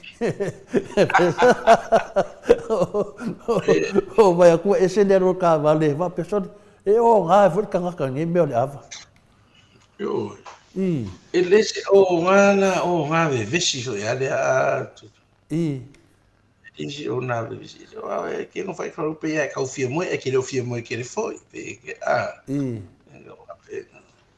o le termina on me fai o me fiti o ka se ingu ava le tu ino o tua awa e se foi le anga no o fiti ya e te watu a fai o ele te le toro e te ruma ave lo ava ele mena le riku e pore a te una fiti se ia na mai do le ori o le no sa fai ma fai ya e se fo la la tu le ava ia na velo le lava e tu ia e fai be alfa aftai ia fa pe fa le te pe le mino o fai le research e la uno fo tono la to no ma fai da ia fa aftai mai ia le ma mai lo la to fa mania ia fa pe mai ia o tala uma va en tato no e tato lo le il tato uso le sa o fai me le ama lo sa ma to no la ta le fa de fai lo de me le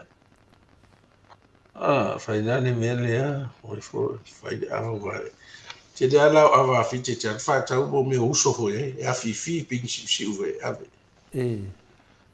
ore se na fai to ale nunga ava vo le lima le fi po le ta le li alu atu ya tau se furuta si le po va to ala ta si o le fai ya ale u atu so to e nei to ya wal fai gara fiti e umaloana e mo pa nungan avo e.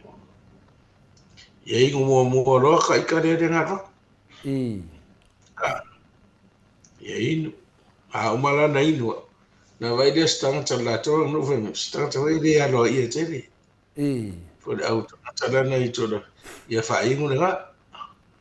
Ia uma ora ia fa to asu mai do ave de ave o de ida di tele nu. E fa ala re.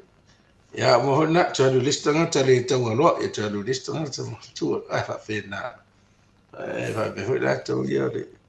Pui nga na la to wa di e te wa ratu. Tele ratu mo se ava fa ona ya gai be a. Jona inu mo ya ta itele ro de ona. Ele va de o yeri.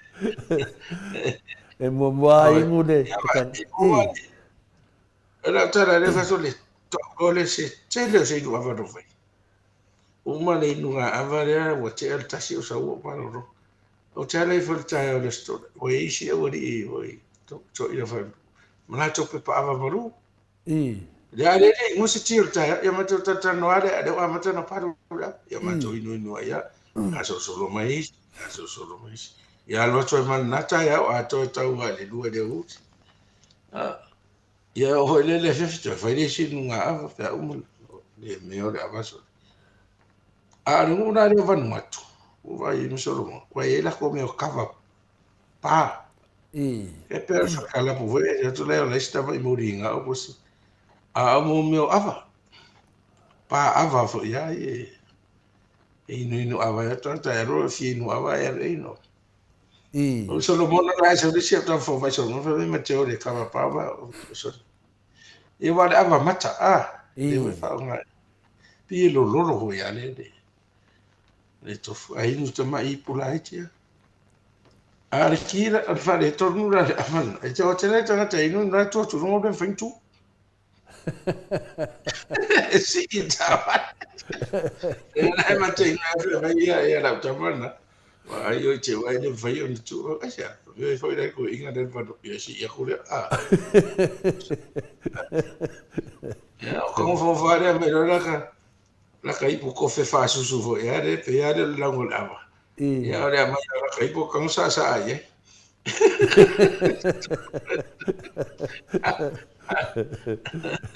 E mangi ia foi leo wale.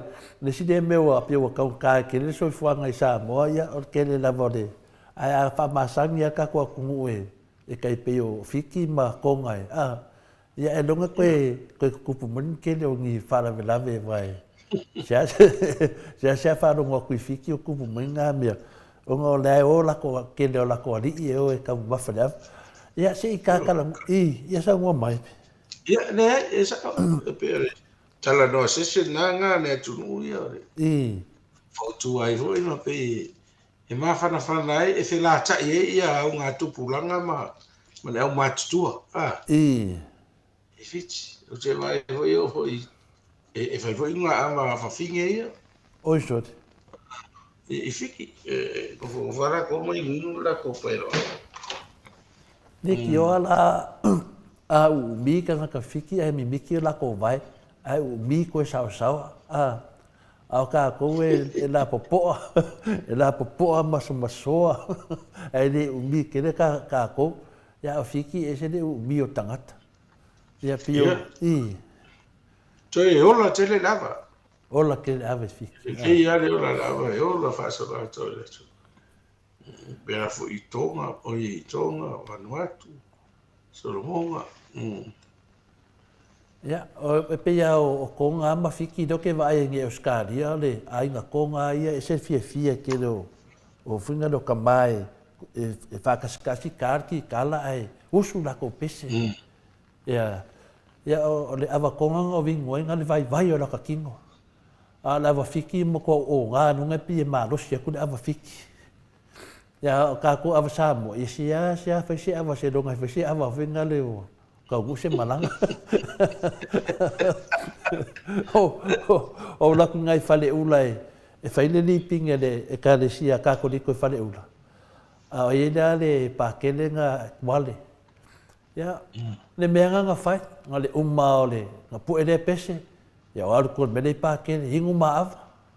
ma ko ma ku skingo ma liu spa ke le nga ko sa dum ingu ava ya wadu ku ava ko la fe pes ya me fisinga koma ya wadu ku ya ingu me la i fu fa se ala wadi inga mo vin ora di skem o su aku na fe pes no ke fa nga dua mai au ko fo si po ku nga mo o nga le o wi fi na pa ke o sa ro fe aku ya o ka ya o di si aso bon malos ai voi lua mai na fai pese pe o nga ko le fo de ava pa ke le fai ku pe ra o ku langa nga e ka ai fo ia fisi de fo nga ku langa le ka ko kala ngo le a finga le a ke fe ke tu do fa fo nga le tu no ya le wa pam tala fo e lo finga ni fo ma ia ma fu ma ke de o me finga le e ke ka ma fai ma vai ke le o inga le ki nga le diva ka fa ma ya a kongoe o e wharongo mai le ro whapenga ka ngo fia le wa marosi me whapenga ya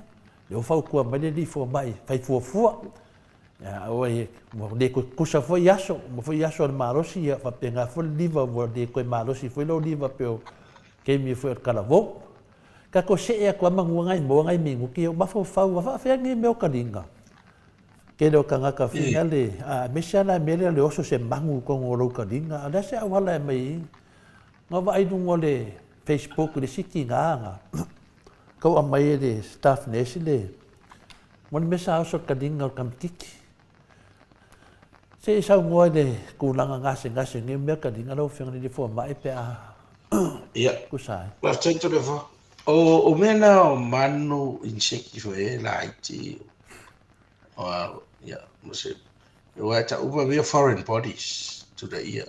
E uru lo e tolu, e te tau na avera e le leia fan ma e lato mōli, e ia lato mea whainga renga li ia na e a mai fide mua ia e fafu. Oh, quale decade.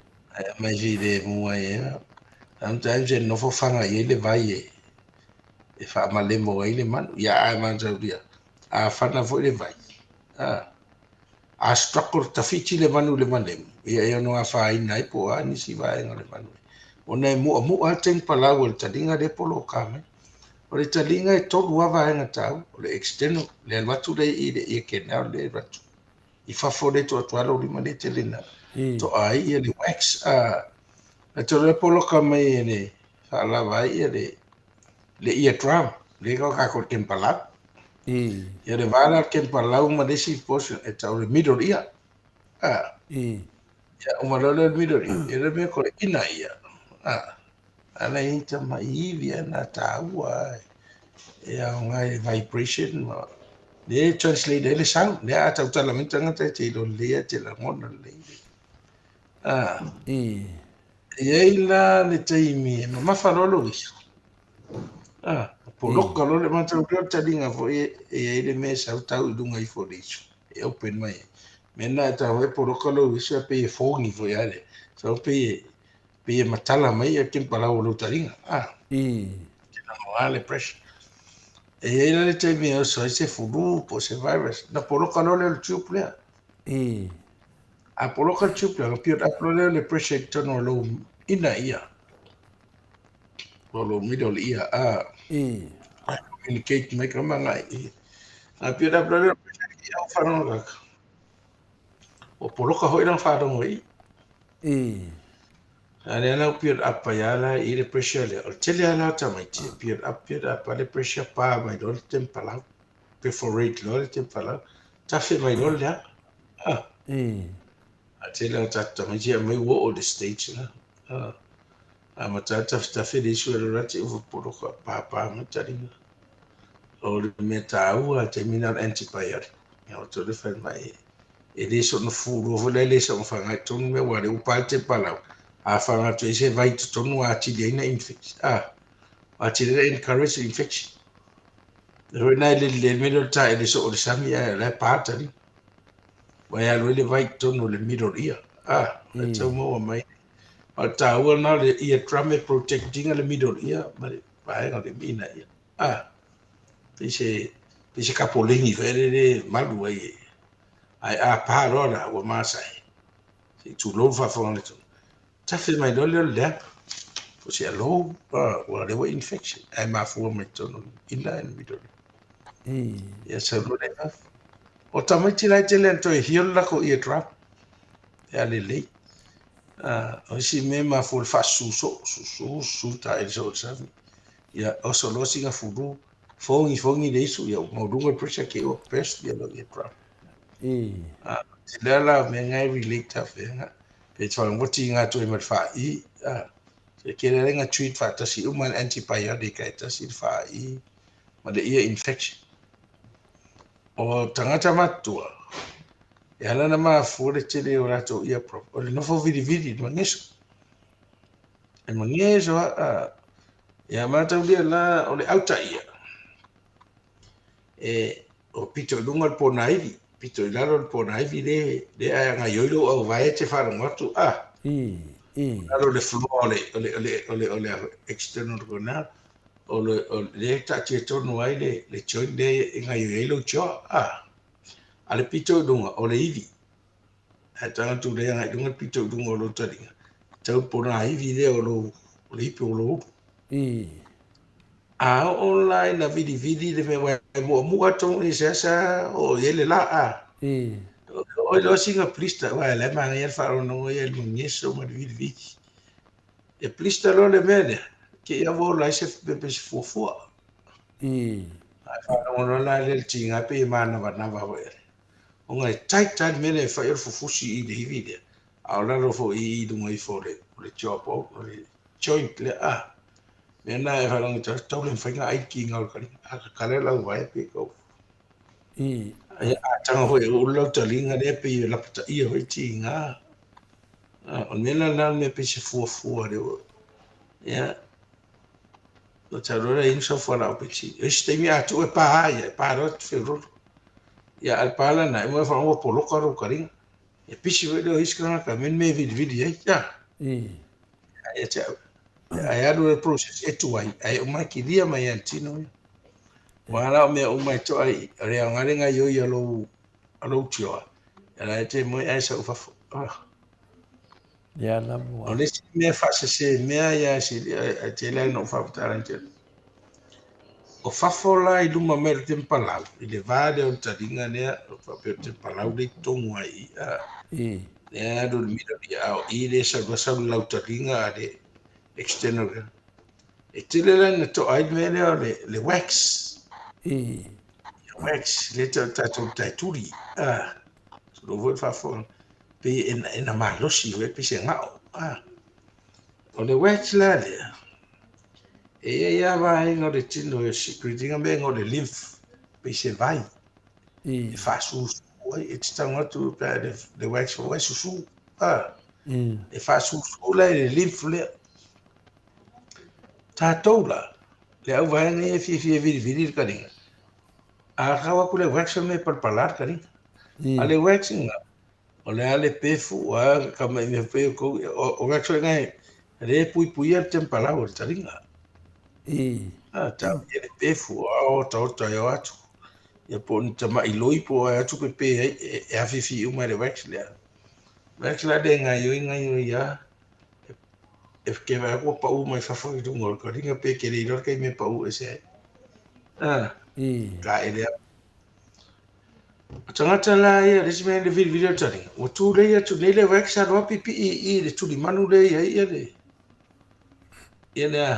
el tempala o tempala ti o tempala pe o lo ia fe na che do le what o le ia drum ne their own nerves very sensitive na to alo le na le mele ia na no ia le ni ta sanga poloka faro ai ro tu lo vai fo mai so kwa ki le wet le ko ai le ngata le na o malo ve ona na te mi uma le video wa ave se mai foi le fluid le fluid le va tu fa vai le wet ona me va le te fiu ai video uma ne e tangoto o me pe o leva ia ona le wa vi fo le lymph le fluid le ale wona e se wax miti ia ina le na fa o le tele la na vidi tele fona na tangoto fo pe vai ia me tono lo tari ona le lymph le fo le li fo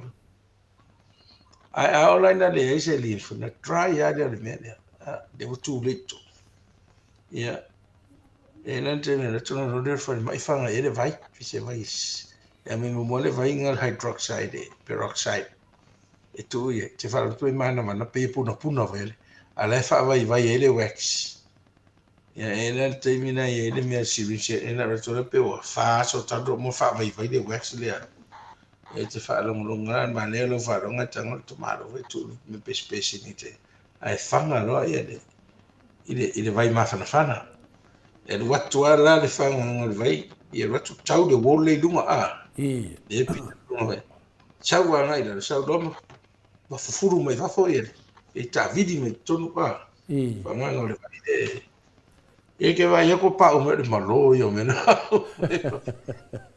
ne te ala i tangata matua ma tele mo sa ta eu matua to le ai so to le to ale waxi to ele to ala ono le furu o to o ringa ta sire ta no famili vidi non tania ma ave se uma ya le fasua vai le fasua le fa nga o ele wax ya mama lo lo wax mama to mo le se fa ya o si to ya ye fo la mo me o Thomas o like to talinga ya le so i si cancer le te vai tanga tau to ale nga fai fa le to me wai e uma le ina ia nei te mai pona i via al fai ai le tua oi alo fa le fai ngatala na so se infection talinga e te taua ona le leina ai o ai ele man e te fiva fai ai o to e siama e so tu talinga tau do fai ai o tua ro talinga e le mena tarpe maloro me o le mastoid process le ne pe prominent pe ista mai fula fo ya de so o ngai tumu e sa so ya e fa pale ni amo inyo matara te lo le tsa fo e te to ai to ya le mai te ro da weta te lo tu la we o me o yo e sa si mo sai se fa pale yo mo me e ta tier fa ngai si ese yo e sa yes infection nga vai le wa pe spancho ya del ko nga tissue nga podai ya e aru fa af e te la na falme mastectomy na to e sali ese uma mai le infection nga wo lo i mai bonai vi mani fini o lave ana e te la i nai tamiti vo fa ta mala matua me fa pe e wa va o le infection to ina Balo. E te lea foi me o taringa. O me foi le fo mai fa pito ia na taringa. Ya. Te le no, e foi me se si dia tu le. E si dia tu le e si dia tu le. Le awone le angala tu sape pola ta vai. A le la fa do si dia. Ale o me si. O sapo ke le longa se me vai ko bola valga. E ka o sensi si o le pa no ko man vai. Malo. Wow. La ta fai ke le fa no mal ko ke ro kanga kai finga le fasia ka mai. Ya, e de se me le o le po ka dinga. Mo lo ne po ka dinga. Ya. Ya, o pena na to e pa ke pala. Pa ke pala. Ya, ma ka yo le preche apo ko ngai mo ko i le man me le pina le la talinga le ma tau le e la ratu to ratu ave a hopo le ka manga ke wa o e parka dinga parke para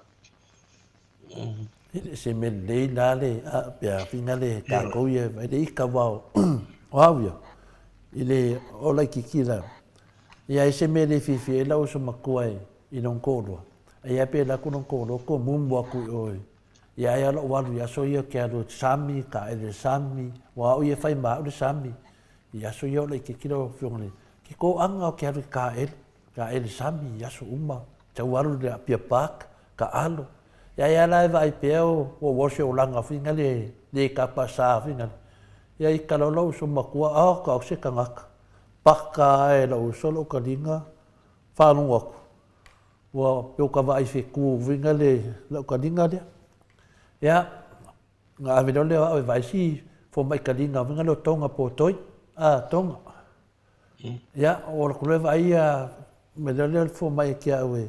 E le vai na e koe kuikung, e koe o la ia au whanong ko alo ka ringa.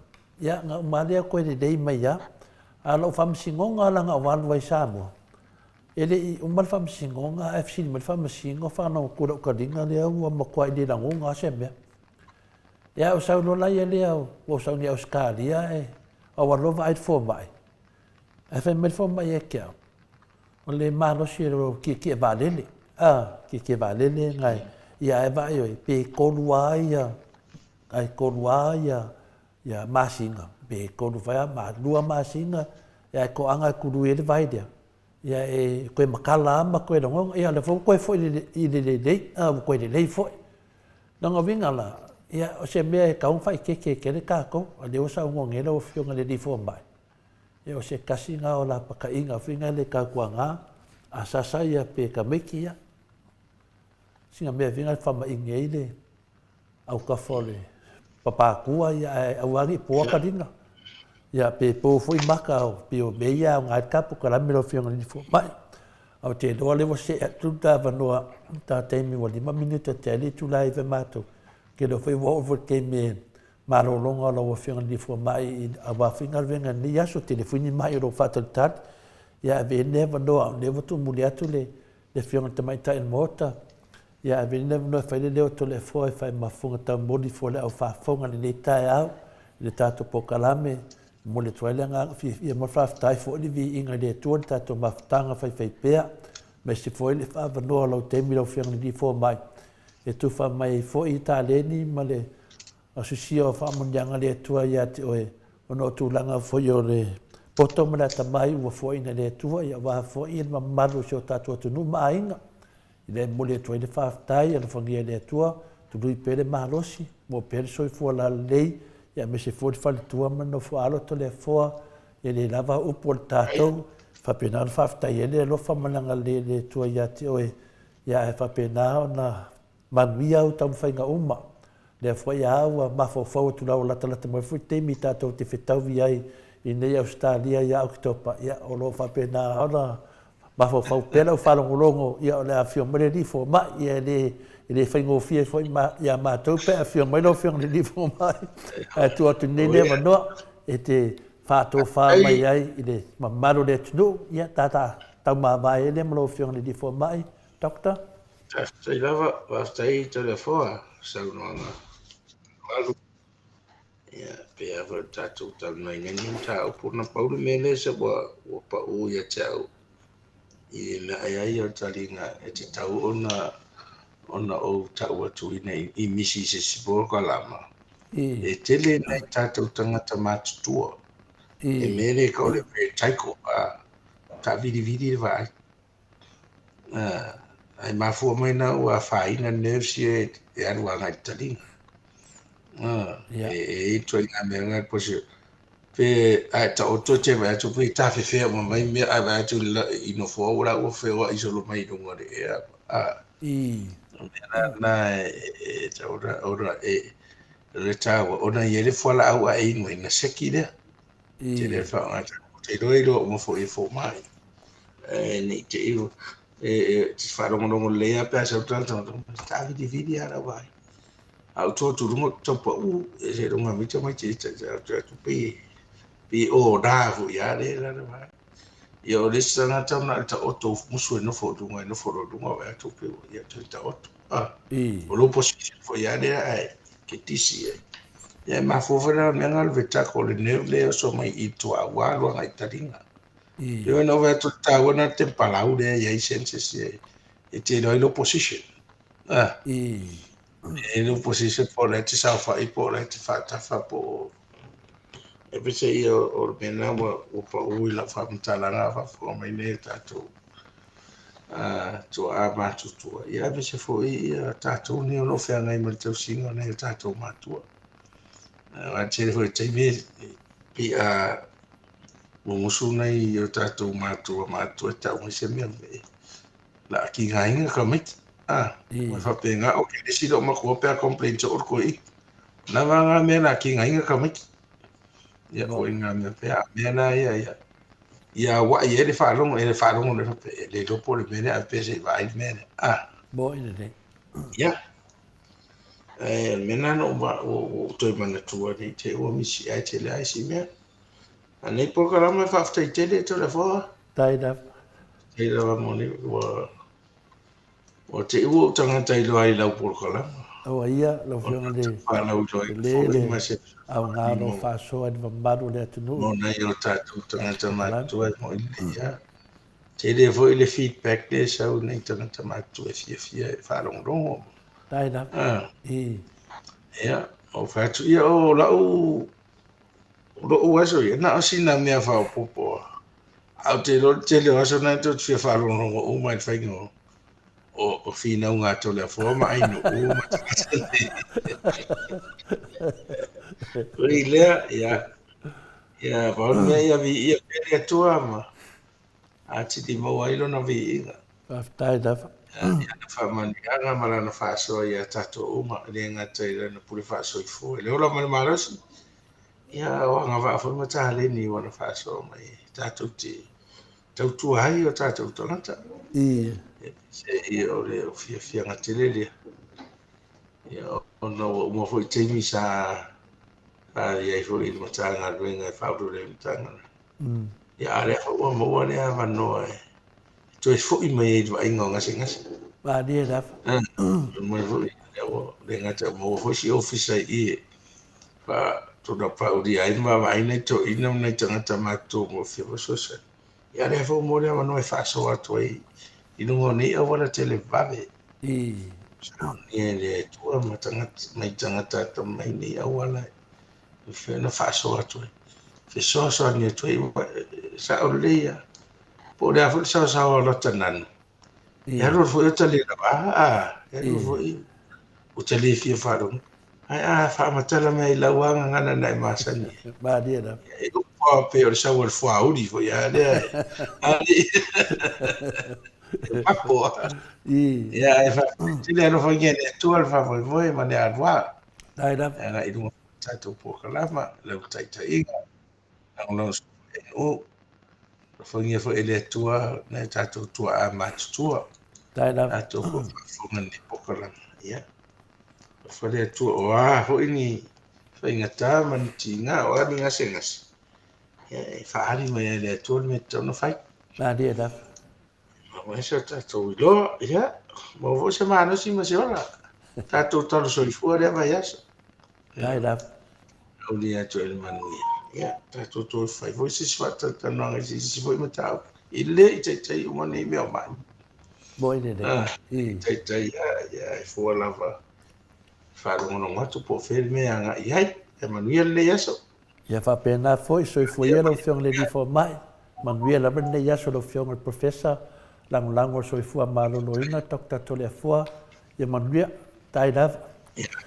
ai esa fo Ia tatu po kalame le mo ne yaso le o fa mai a mai le fionga le professor lango so fu amalo no ina ia dokta na seri ne nei tai au ia tantonu foi o mo foi se po kalame le mo le di fo mai so ani foi nei mutunga afa so ani ai tatu tangata matua ia me se foi lo ma lo si o tatu po kalame na i tu fatasinga ia e a ngamo tatu ia anua ia tau ena ma fo fa o sa no foi ali fo mai de nei fo ia tai au ia tele fo nei me ta ue e on so ani mo tatu ia tatu o nanga na nei yaso le ua tu muliatu le fionga tamaita ia mota ni si foi tu ni le malofia ia feile leo to le foi mo le 25 tele lava ta mama tina matua a me se foi uso tu fa fina o tatu po kalame ia o la tatu po kalame na mune yaso tatu fala longo o tatu fono fa pena na mo e foi se ma anga tatu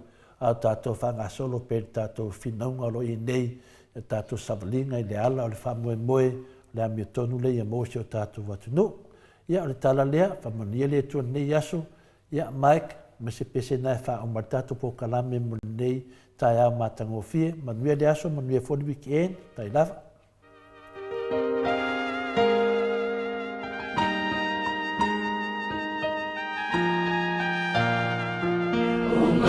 so much.